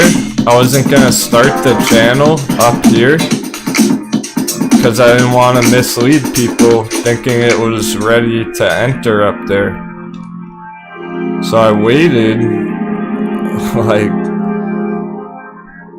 a week or two for it to come down to a more attractive entry at the support. That's when I started the channel. Captain was looking up AMC content on YouTube. So there, put yourself in my shoes. With how accurate we are on our charts. And there I am, looking for AMC content to see what the general opinion is.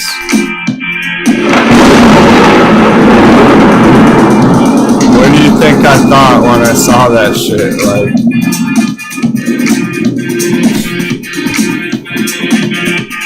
imagine what I was feeling, what I was thinking when I go out to YouTube and see that garbage about AMC.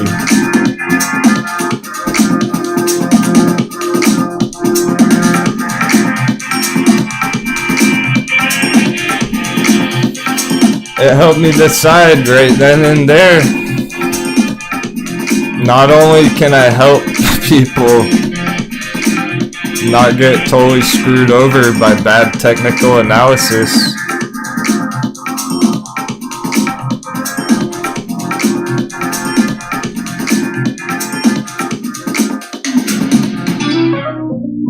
I guess that's it. I don't know.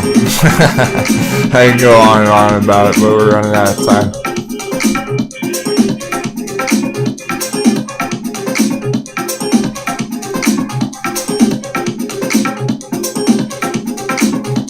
That was all part of my motivation to help.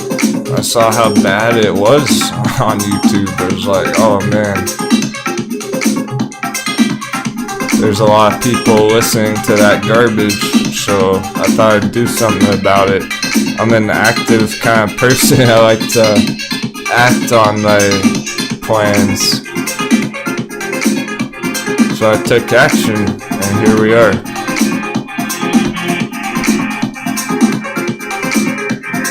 That's the origin story.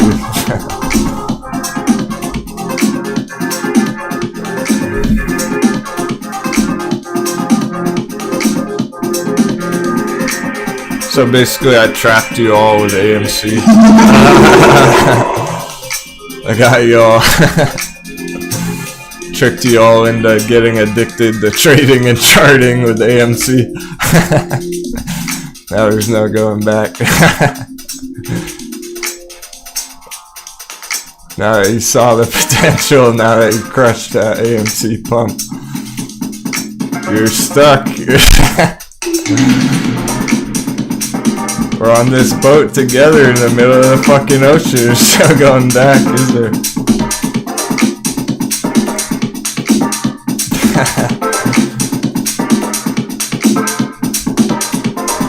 It was a setup all along. Hey, at least I'm honest about it. At least it was a legit good trade. Then we crushed that AMC chart for like 6 months straight. But times have changed. We gotta adapt and be flexible. It is about long-term success.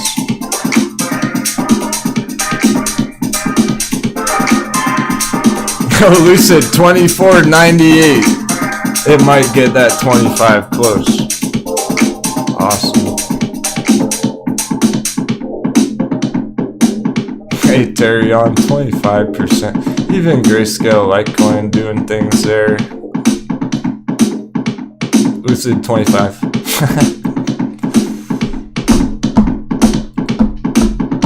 nothing's gonna change on Street 3D. We're all peachy on that one. We're feeling great about Street 3D hold. And Grayscale Litecoin. Let's feel real good about Grayscale Litecoin hold. We're happy it dipped. Bunch of crew bought the dip, 14 bucks. It's already starting to get sparks lit, fuses lit down here.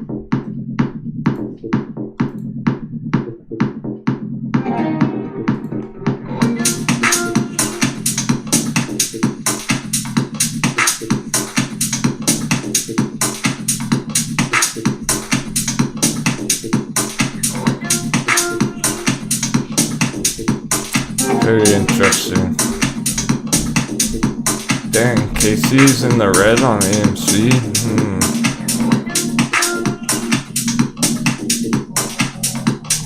We'll look at it on the close.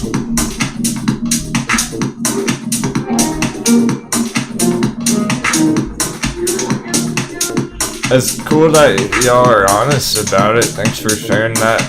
Couple red holds on AMC at the moment.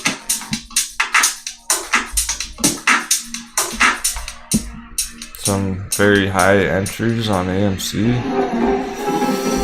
Those are lessons people are learning. It's like, don't listen to those other dummies with millions of views saying, oh, just AMC to the moon every day. It's patience on that thing. Like, I'm meaning that they're telling people that, meaning that new traders are still buying AMC every day at $50 for their first time. Brand new traders entering the stock market buying AMC at $50 for their first investment. Think about it. You're miles ahead of that.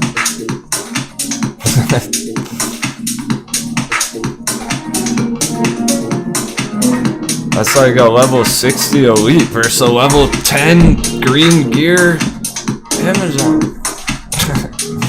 Level 10 warrior versus a level 60 mage decked out in elite grading gear. Gamers?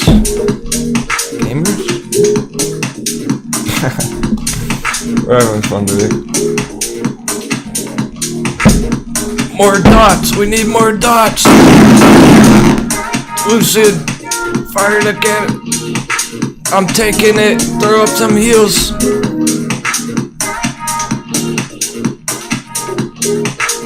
One and a half minute. Oh shit, I better check the watch list.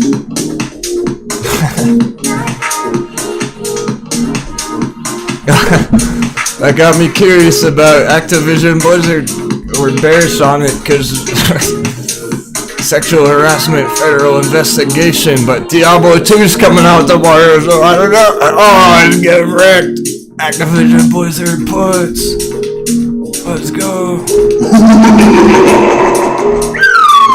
Sexual harassment federal investigation.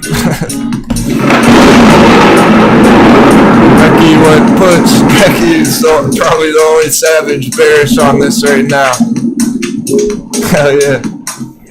She didn't like the sound of that. Second I mentioned that, she was like, I'm in puts. Fuck Activision. Fuck Blizzard. It's down 17%. Holy cow. Well, I mean, we're effectively out of time. Anything we spot right now is gonna be the same after our. So 25. Lucid, we started the day with it, or ended the day. That battle over 25. It's a battle here right now. 30 seconds, 7 pennies underneath. It's right on the line. If it closes under 25 Lucid, it could lead to a hard dip tomorrow. Over 25 could set it up for continuation upwards. 10 seconds. Oh, it's going up. It's going up. 4 seconds. 3, 2, 1, 0. Just under. That's so cool. 24.95. It almost did. It's very close. We might We're just gonna say it did. We're gonna pretend it's on the dot. We're not trying to be that robotic about it, okay? It's not the end all be all. Just because it's slightly underneath doesn't mean it's gonna get wrecked tomorrow. It's just a stronger possibility of it going down tomorrow.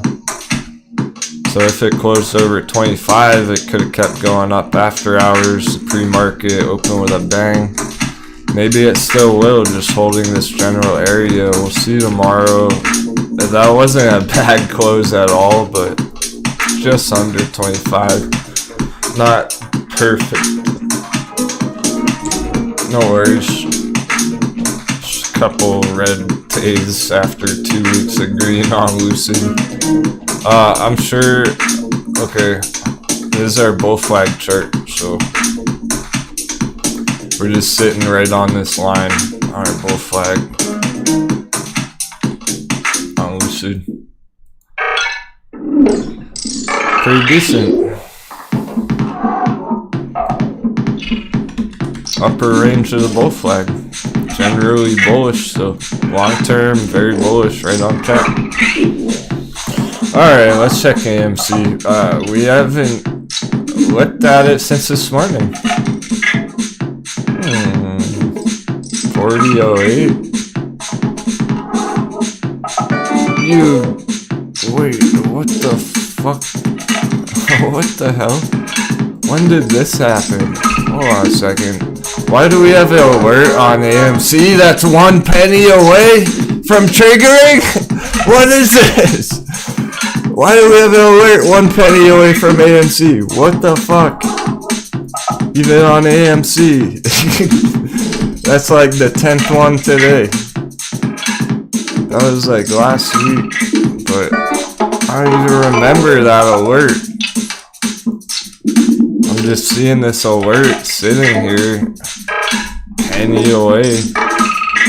Okay. It's driving me mad today, I swear. Those damn hedgies. They're watching my show.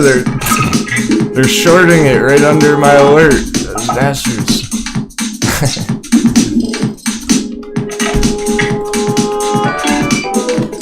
Alright, so I don't really even trust that on the US chart. Let's check our German market, AMC.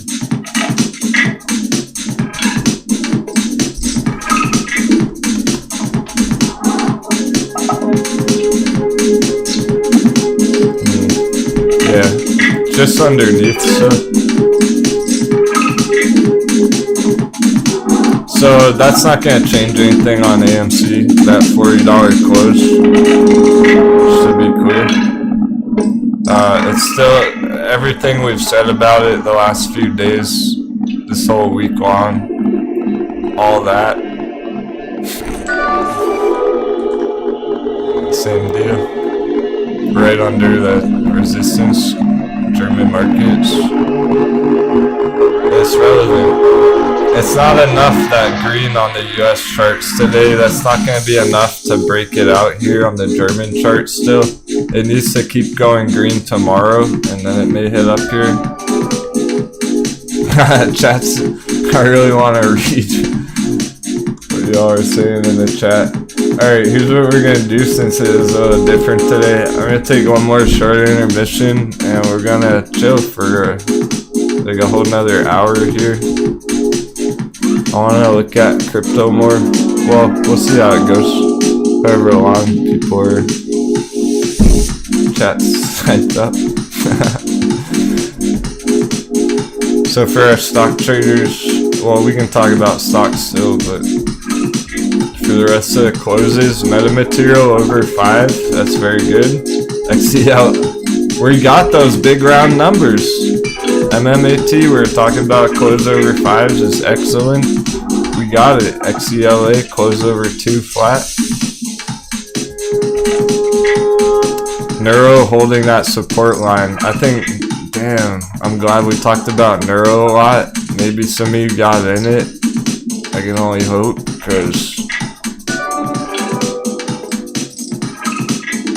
this one's looking to go big tomorrow. It could even open the day way the fuck up there.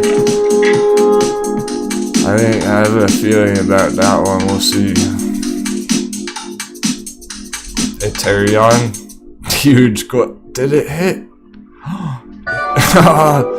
Almost. 1695, but you could not get any closer than that. Like, it simply ran out of time. It looks like it's over at after hours.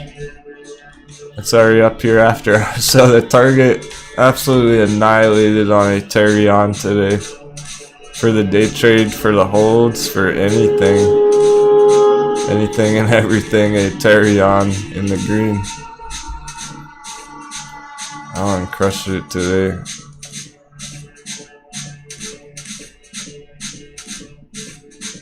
It's been a lot of talk about Ride today, but it's just chilling. It's waiting to do something much, much bigger any day. Particularly if the dollar sees some red, but it's not been cooperating. Hornet mentioned there's news on the media this afternoon about like slowing down the stimulus and everything, so if they stop dishing out free money to the citizens in the states here, the dollar's probably going to gain value, and they know that, they're aware of that. That's how they manipulate the markets. That's quite literally how they do it. We can talk more about that after this. VXX dipped today because SPY bounced, but that's right where we want it. VXX under 30, absolutely amazing entries. Completely tempting. Captain has FOMO when we're in the hot beverage area, which we are on VXX. This is my FOMO area. I'm feeling FOMO on it because I don't have any, and it looks so good. It's like, damn, I want some of that before it does anything big, not after it goes. Oh, SPY closing, went right on the line. Technically green again, but that is BS. SPY is bearish as ever, even though it says it's green on the day. AMD moon today. Closing over a big number. BLU closing over 6, but never hit our alert. God damn it. It's probably got to pop first thing in the morning. Start the day with a BLU breakout alert. Crazy. Sphere 3D kept cruising on all day long from the midterm support trend line. 9.5% green day. Sphere 3D.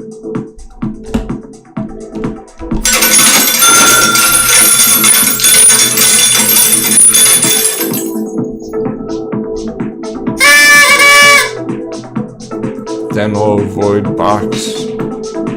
Let's see Box Boy pull that one off. There's no way you could even try and explain that one to his audience. So that's pretty badass move on Sphere 3D. XCLA, very bullish short term here. That's getting spicy. Activision puts. I bet all our bearish trades are killing all of our puts. Our big puts, Activision puts. That's very cool. Yup, big puts. You could really be taking profits whenever. It almost doesn't matter. Here's where all the moon boys got wrecked on support.com. Hundreds of thousands of live viewers watching support.com crash. Meanwhile, stock pirates making money on it, going down. One of our few bearish trades happened to be, coincidentally, one of the Moon Boys' favorite trades back there. They got wrecked, we made money. Fucking awesome. Alright, cool, so we're gonna call it another successful day in that stock market. That was awesome. So, short intermission, and we're gonna keep rolling if anyone wants to chill for longer, since we dipped out for an hour this afternoon. Skipped an hour, so I'll pay it forward with an extra hour. If anyone's been saving some good questions or whatever, stocks and crypto, it's all good. Thanks so much, stock traders, stock pirates. You guys are awesome. That was fucking great. Happy trading. We'll see you next time. Take care. And we'll just take 3 or 4 minutes for intermission. I'll pull up crypto charts. You can watch those moving and grooving.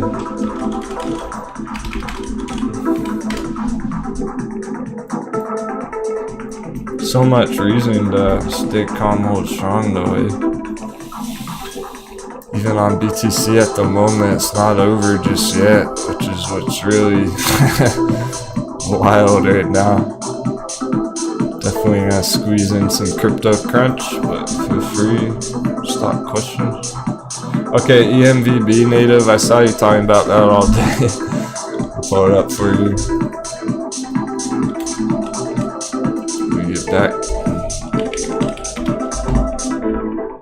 My voice was just getting burned out. Need a quick talking break. Lots of screaming, yelling about breakouts, rocket chips.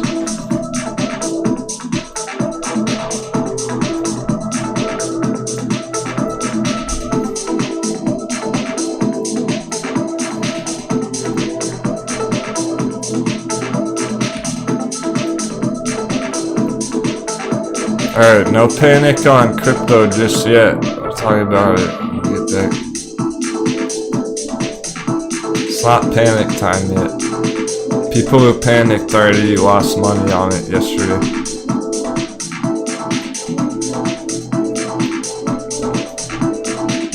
Nikola closed big over there. Where's Ethereum? 3K. Vitor's been putting in huge bounces. Here's Vitor on the right.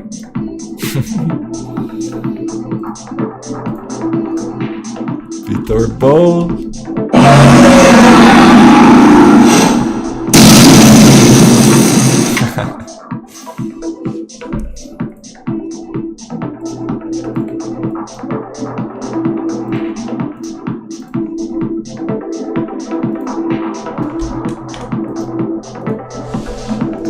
Short intermission, 3-4 minutes. Thanks everyone.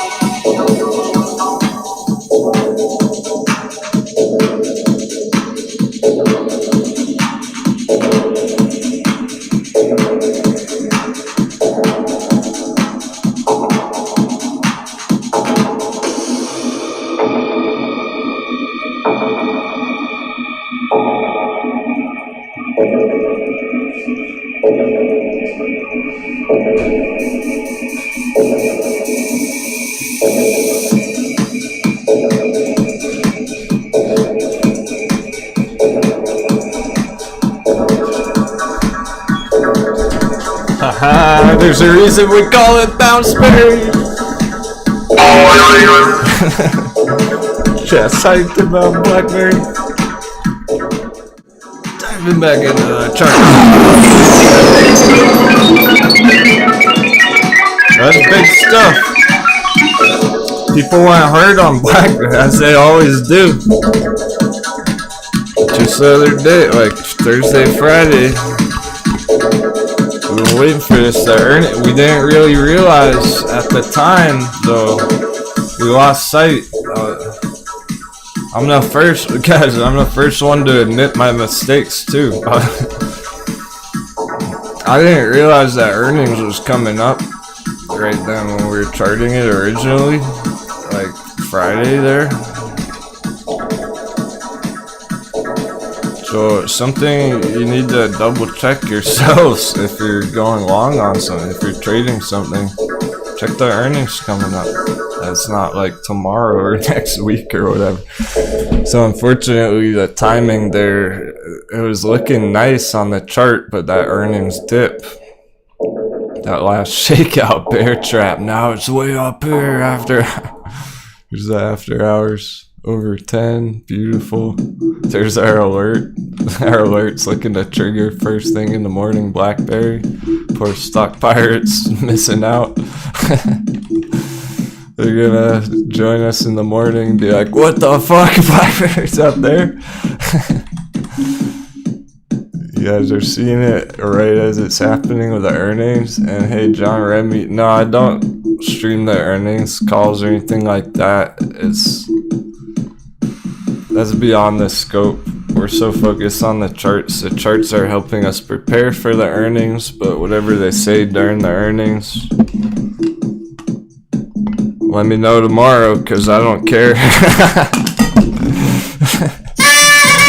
It's all about the chart, baby.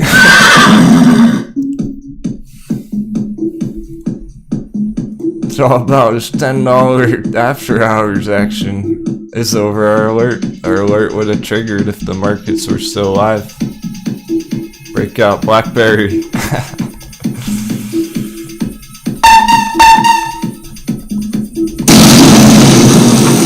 After a slow week on it, slow few days on it. So yeah, I really think the red Monday, Tuesday is due to this earnings today. Looks like the earnings is going well. Some people, bulls stepped up going into the earnings expecting good things, and we're getting it. We definitely weren't expecting bad earnings news, so as long as it goes over fairly smoothly, is looking to go. We're talking 1350 for short end of week. Let's say end of week. Yeah, what do you do now, Vitaly? Good question. Let's say end of week up here would be a huge move. Very possible after the earnings. because it's not, that earnings wouldn't do anything if it hadn't gone down here. Keep in mind, it's come down 52% from that local high, $20 back there a couple months ago. Trending down the whole time into this earnings now. There was an earnings back here. This is the last one where I drew a fire.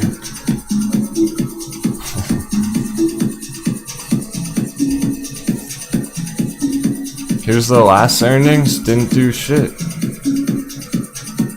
Kept going down after.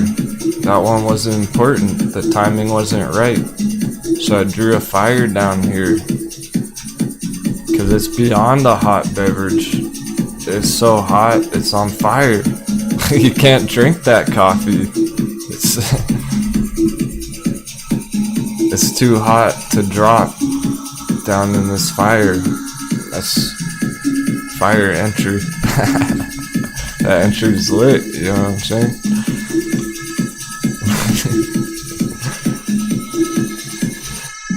Street smarts.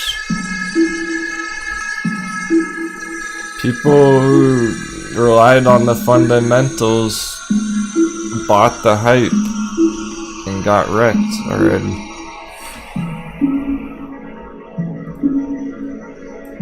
When you wait to hear about everyone else talking about it, it's probably too late.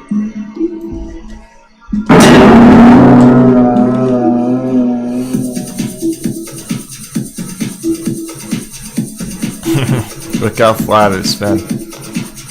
Around $10. And here we are. Popping way over here. The timing's right, the earnings is there, it's going well, it's up after hours. Stay calm, hold strong. We never doubted BlackBerry, we just weren't sure how low it was gonna dip into the earnings. That looks like the bottom there. Not very far under $10, exactly on our first support line. Very bullish there, very bullish bounce reaction. Being that it popped off the very first support trend line, it didn't even go lower than that off the second one or the third support.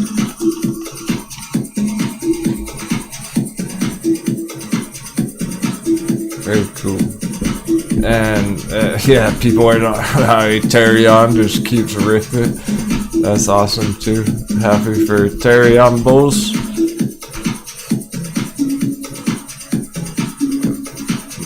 Stock Pirates absolutely crushed this one. There were so many good trades that happened in this area over the last week or two.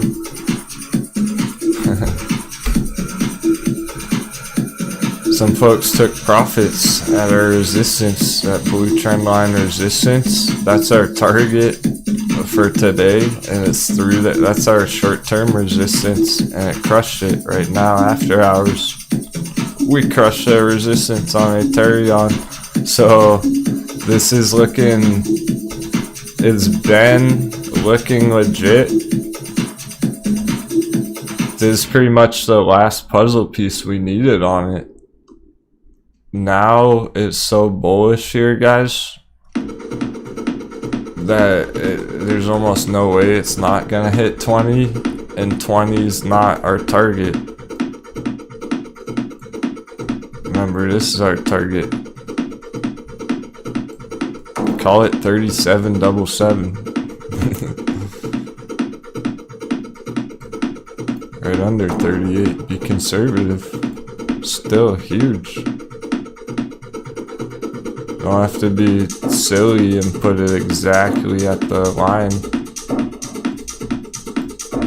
It might not make it over 38. It might hit 37.99 and then drop like a rock.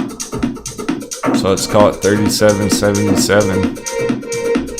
So $20 is just leading us to 37.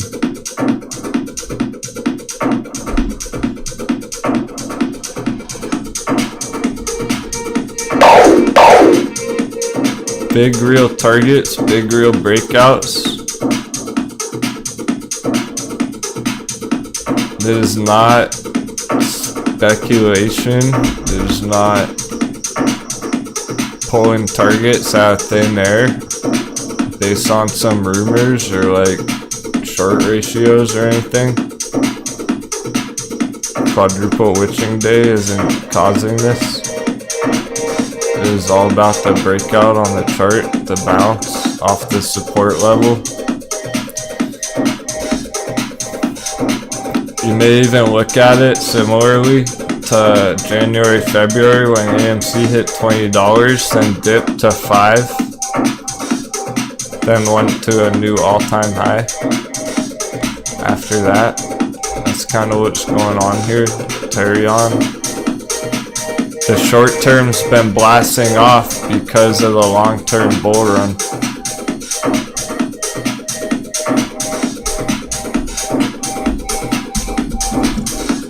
I'm gonna check the watch list because since we're in after hours, we're 30 minutes in after hours, so anything could be putting in a big move right about now.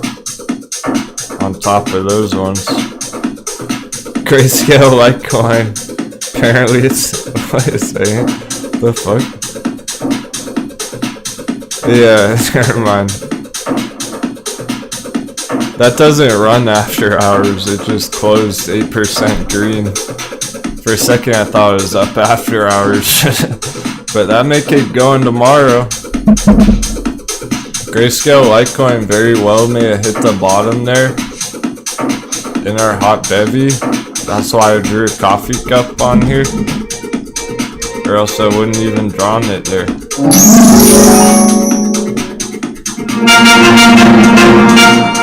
I even bought the dip personally. I doubled down on it. So my first entry was all the way up around 20. I got my second one at like 14. So I'm right in the middle somewhere.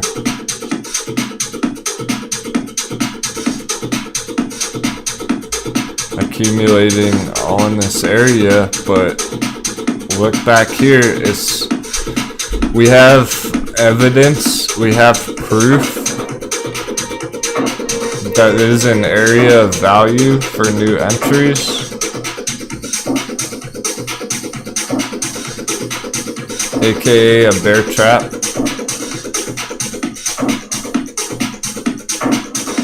So far so good. That's currently playing out to a bear trap down there. Hot beverage entry. But for after hours, since that doesn't run.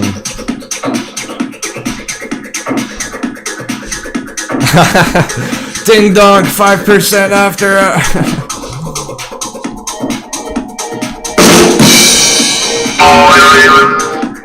Oh my god. That's not even a joke, actually. Facebook. Ding dong? Are you kidding me?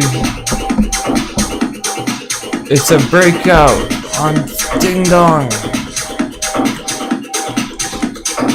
The after hour. Oh my goodness. It closed the day right on our line. After hours breakout triggering our alert.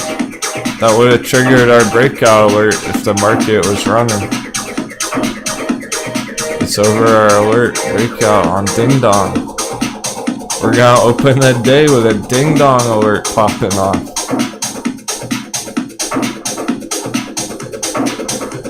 $5% after hours, after a big green day, waiting for a huge breakout there. Who's brave? Who's got the ding dongs who's got a big enough ding dong to be brave about ding dong? Cause you're gonna need one. Some real diamond ovaries, cause it's a weird chart, but dang. It's not a joke with that breakout. That's a real breakout. Pending. Where could that go? 100% short-term targets. Short term, midterm, not long term. Maybe like within a month if it keeps going there. Say end of October, 100% on Ding Dong.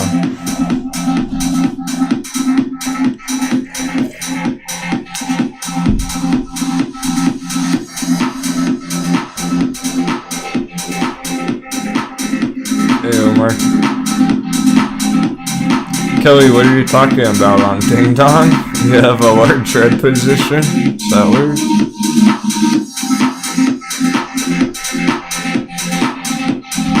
I mean, somebody asked about it for real a long time ago. When it first was back here. But we saw it, we called the bottom on it nice. And it's been trending up from that bottom. So it's different from there. Oh, Blackberry. Yeah, if you're red on Blackberry, you must have got in an awkward time, unfortunately. But that's one definitely to stay calm on Blackberry. I'm gonna laugh if Ding Dong crushes 100% breakout. It's a real chart, it really is doing that. Make of it what you will. I don't know if it's worth trading or not, but that's the chart.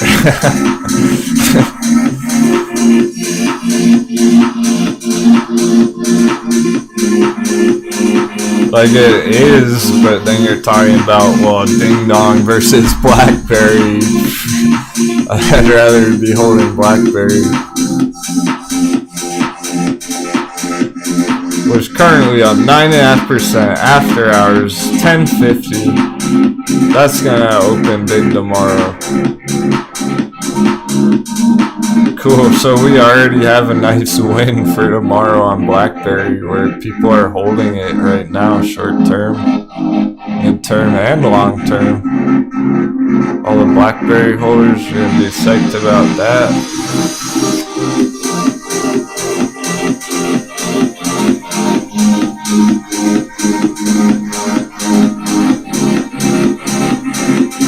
So Ethereum could go as high as $20 after hours here. That's the short-term resistance up there. Really 21 to be precise, but keep in mind it had a huge green day, so that's enough for one day. It can save some for tomorrow, I think. Let's save some green candles for tomorrow on Ethereum. We don't want to blow it slowed all in one go after hours and then drop tomorrow. That would just set us up perfectly there to break through 20. And then if we see it continue over 20 either tomorrow or just any time this week, we'll be really looking at that 37 target for profits.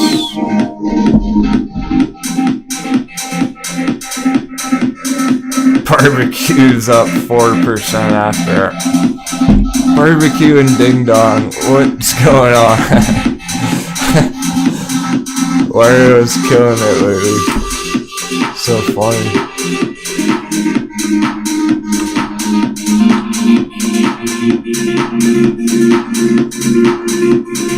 Barbecue holding the bounce from the other day. I think they're just in their own cycles. They're just unique charts. This one's just in a nice midterm run on barbecue. Long-term uptrend. So I guess that's why it's been going lately. It's just a nice uptrend on barbecue. And then Ding Dong, all I can say the reason that's going up is because it came down hard already. It's a bounce. Going for a recovery. So they're a bit different. They are slightly different than our other charts. But at the same time, they're very different from one another too, and with each respects, with Ding Dong and Barbecue are each different. So it's kind of odd that they both go green together like that very frequently. Okay. The only other big green after hours C-Pop, which is just down very low, so that's already at a bottom area, nothing relevant there. YVR, a couple percent after a green, fairly green day. YVR looks like it's getting closer and closer.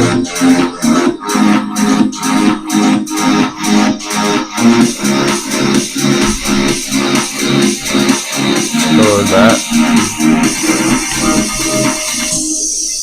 Maybe we'll get a breakout on YVR like we started to see on metamaterials today. When metamaterials push over 5, could see a nice breakout there. Short term YVR liquid media group from the bottom of the support level. It's a nice support level. Bear traps below the blue box.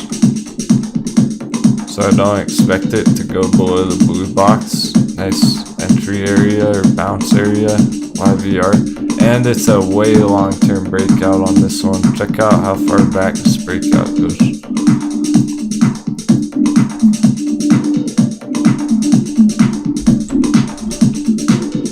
So that could play out to a massive uptrend on liquid media group going forwards here, given enough time.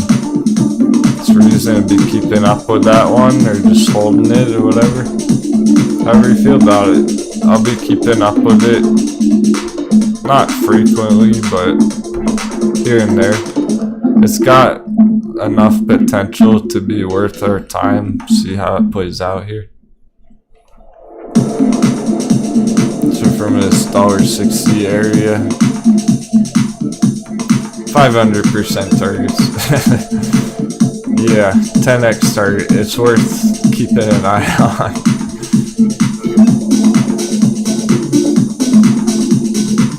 Yeah, hey Vader.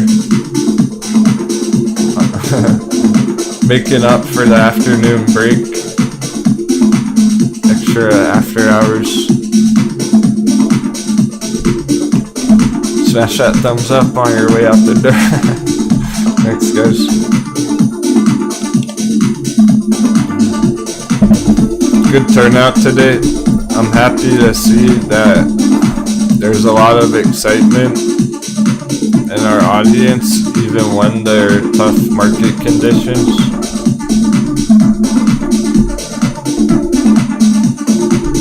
Okay, Hornet, I know you've been holding the robo, waiting on that one patiently. Let's check it out.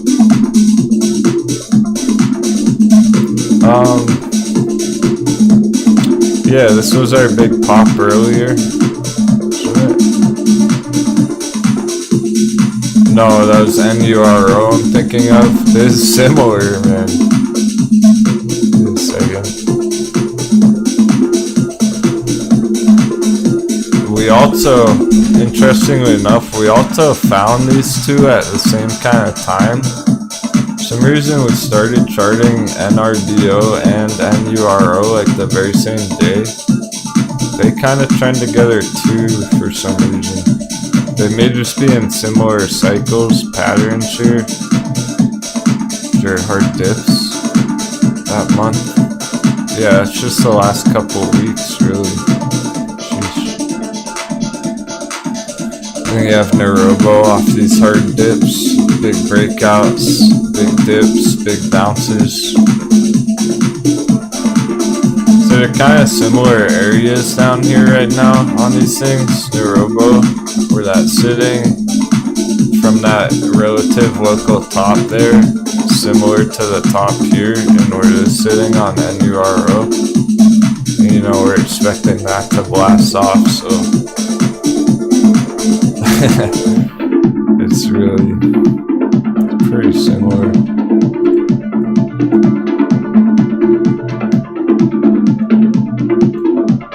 Maybe a bit tough to see through all my lines. There's not exactly a clean chart, but hopefully you get the point. This hard downtrend breakout or downtrend breakout. Pop, drop, pop, pop, drop, pop.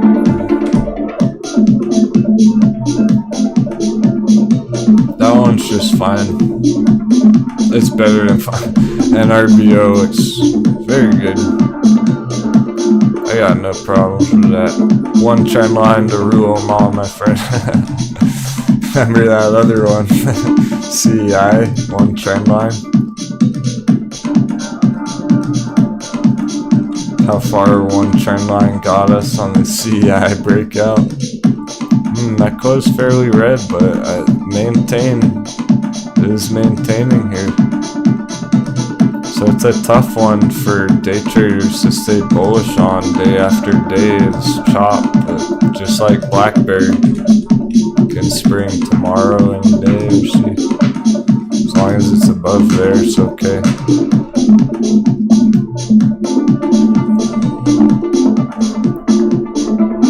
We had one single trend line on this chart that led to this huge move here.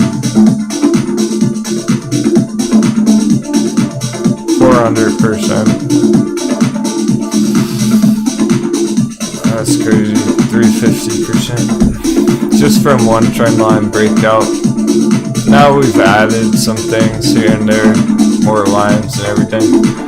But talking about Nerobo and RBO, seeing this giant trend line is the only thing that really matters on this chart, and that's what led CEI to a 400% breakout.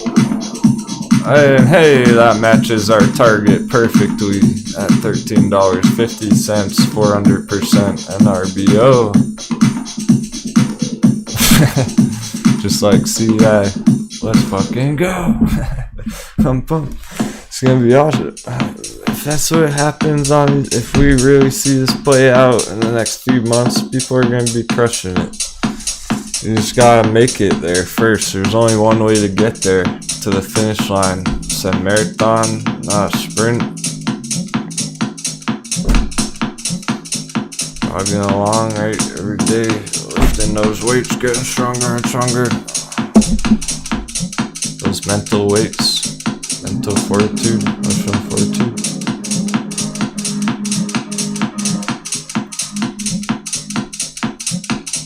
I could learn a thing from the Lady Pirates on that one.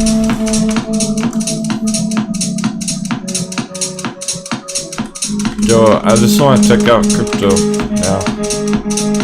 We absolutely completely and fully and thoroughly crushed our stock charts today. So how about crypto? It popped a gold box. Bitcoin went into the box.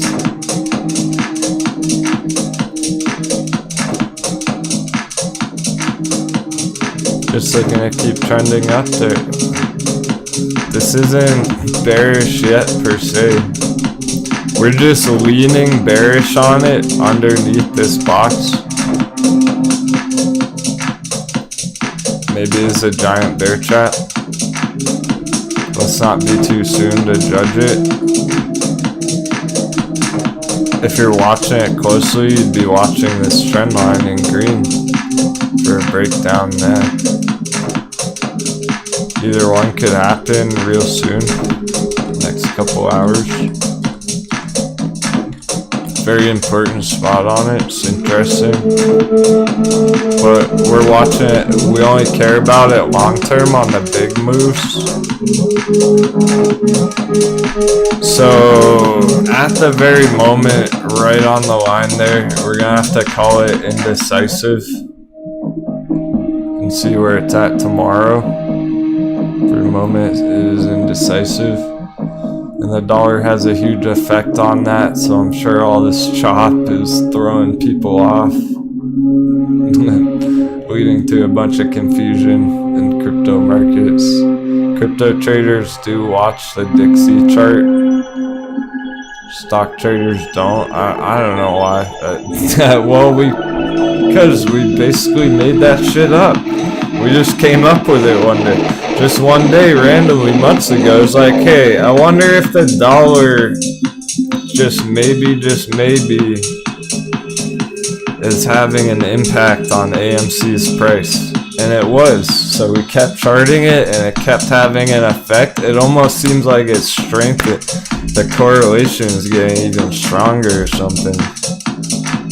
With the volatility in the stocks, it's almost having more and more of an effect on our charts. So that's why no one does that, because even I didn't used to do that until I randomly came up with it one day live on the show. Like, maybe that's worth looking at, and sure enough, it's been very, very relevant for the last few months, especially for day trades. So crypto traders actually do watch this. That's how I thought of doing that, was because I used to watch it for the crypto trades, for the altcoin breakouts and stuff. And I've always kept up with it on the long term. I've been keeping up with the long-term dollar chart for like 5 years now. So I have a good feel for the long-term perspective. But anyway, the point is that's going to be causing some chop in the crypto traders, so that's why Bitcoin's fairly indecisive down here. And the SPY for that matter, S&P, I would say it's as bearish as ever, but you may technically maybe could call that indecision because it's green today. Still choppy with that dollar chop. So it is really having a huge correlation on everything right now. So the real moral of the story there is if dollar keeps going up, you can kind of tell it's like that where the dollar's sitting, right? And Bitcoin at these important levels there.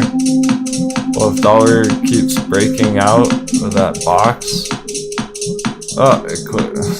We're breaking trading view today. Dollar keeps going up here, it's pretty clear that, yeah, Bitcoin's gonna fall through here bearishly. If dollar behaves and stays in the box, we're still in good shape and Bitcoin can keep going higher, but that'll be a signal before it actually may happen. You might spot the dollar breaking out before you see crypto dipping or whatever. So that's why it's important here. But generally indecisive. So let's check the total crypto market cap, Bitcoins and altcoins combined. Really right in the middle of our trend lines, in our choppy area, of course. We're not really probably gonna leave this choppy area for another month or so. I'm expecting basically bouncing around this choppy area potentially a whole month, couple of weeks or so. I don't expect it to come straight down here in a hard liquidation event. Here's what's more likely. Alright, I'm gonna show you the real bear case here for the real trader.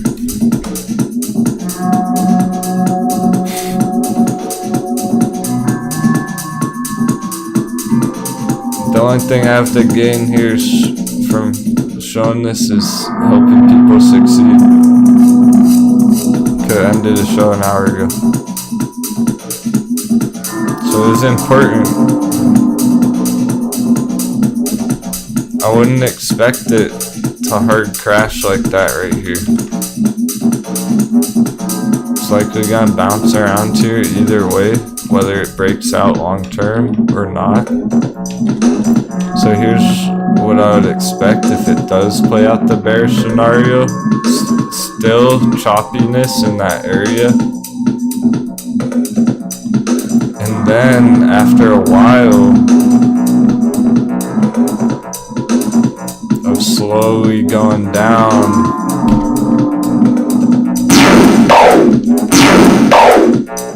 Then a crash over here somewhat. Later on, after it's been trending down for a while, then a flash crash at the very end. That would be our entry or dip buy. I don't think it's gonna happen super quick like that, like back here. Think about AMC too.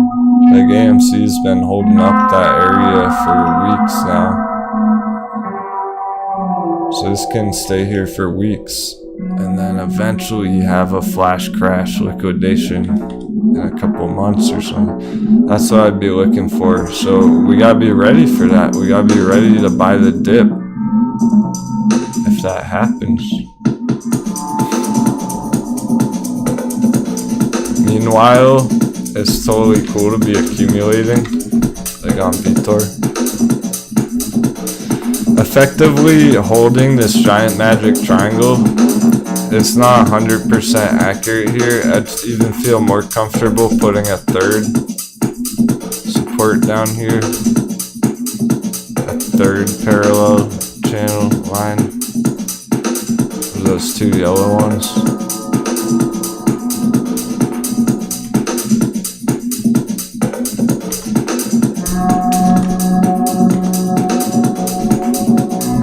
So there are things like this that are absolutely nice accumulation levels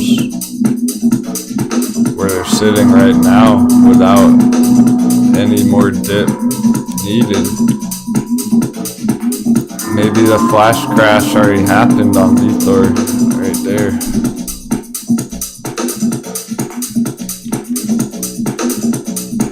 As long as it's holding this long-term uptrend, very good shape on that. Nothing to worry about. Awesome accumulation spot. People even bought the dip. It bounced like 30-40% off that bottom already. It's moving and grooving. We'll be lucky. Hey, if it ever went lower, that's lucky. I would want to buy the dip if it did. I doubt it will, but if it did, I might have to buy the dip.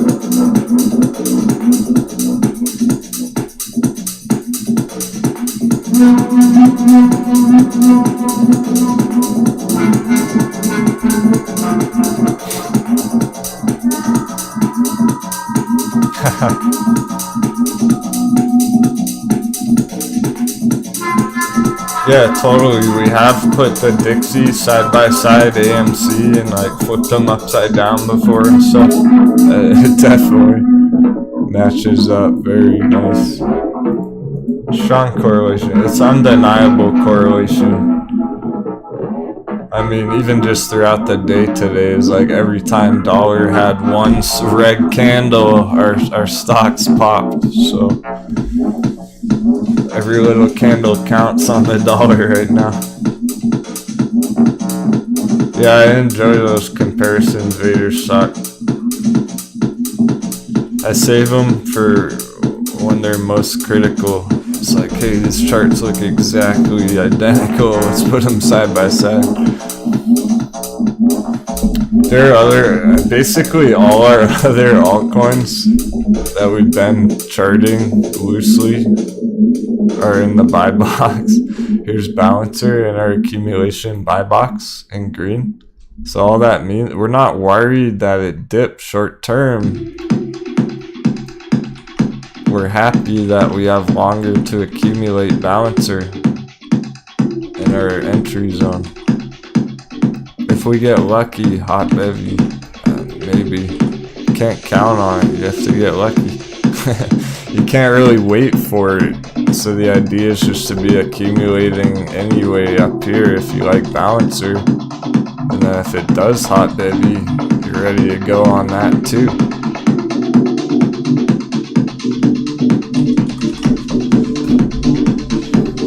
Otherwise, it's just gonna maintain this box and break out on turn, go way higher. So we like it here.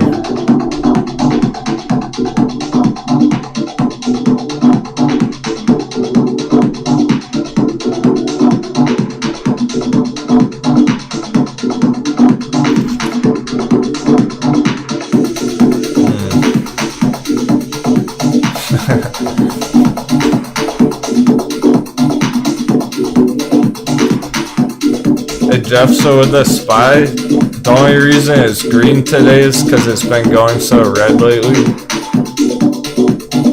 Asking about the SPY bounce. Don't fall for the trap of seeing it green on the day. That doesn't mean anything on this long term. It's midterm hard downtrend on SPY. It's likely gonna go hard red all day tomorrow. Go straight down tomorrow.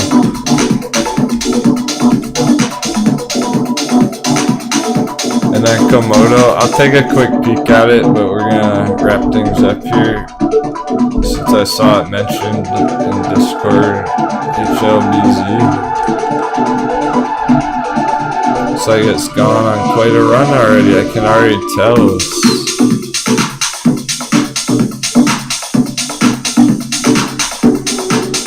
300% right there. 600%. It already looks like you missed most of the move. It's like when that just happened. Here's what I'm gonna say about it. Regardless if it bounces or not, here's the bigger lesson. This is all September. Like, this is 1 month of chart right here. When it just did 300%, and it just did 600% all in 1 month, you basically miss it. What are you trying to get out of it? 50% scalp? Like, what are you going for? Because the big move already happened.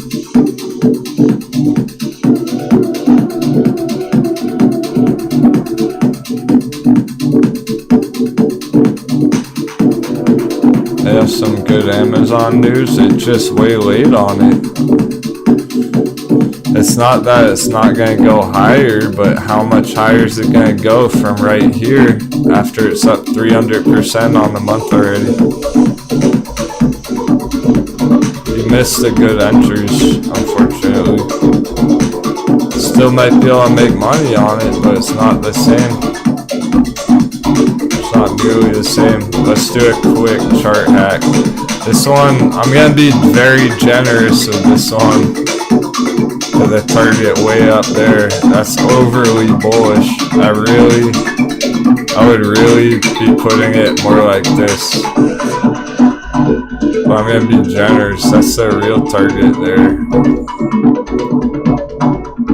So even if it bounces here, yeah, you might get a nice 80% scalp, but like, it's not 300%, 600% like it was 2 weeks ago. Yeah, 2 weeks ago, make 600%. Getting it late, make 50%. Being overly bullish, 150%. So it's not that it's bad or anything, but it looks like you're way late on it.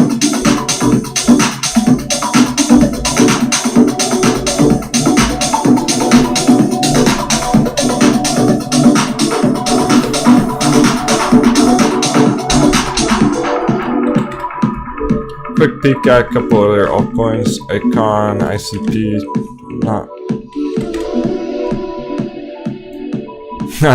And there you go on Icon, ICX. This one's just been such a strong uptrend, even with this dip. What dip? Here's the real chart.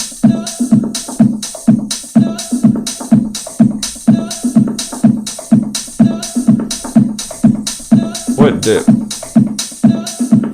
Unless you're talking about this dip, the bounce, epic crypto bounce. When we started accumulating these things. This is no dip up here. This is a huge breakout for me. And even Icon, things like how we have our magic triangle on VThor, potentially even Icon. Something like so. Oh, and what do you know? What do you know? It's at Apex. January, February, March, early next year, 2022. So even if it goes down and chops around all over the place, it's pending this giant breakout next year on a lot of altcoins. So let's feel good about that. We actually have some time to accumulate, get them while they're hot, and we're gonna stick to the plan as always. Y'all are doing awesome. Thanks so much again. A great fucking day. Great stuff. Awesome chat. Take care, my friends. Happy trading.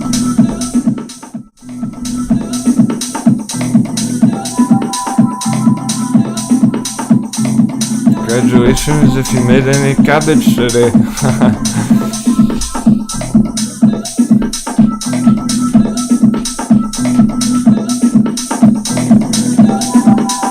Wish you all the best on your trading journeys.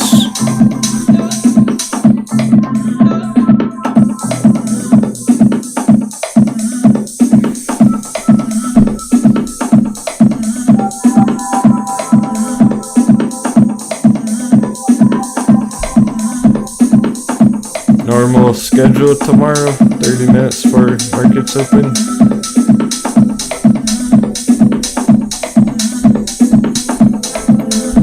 Have an awesome day.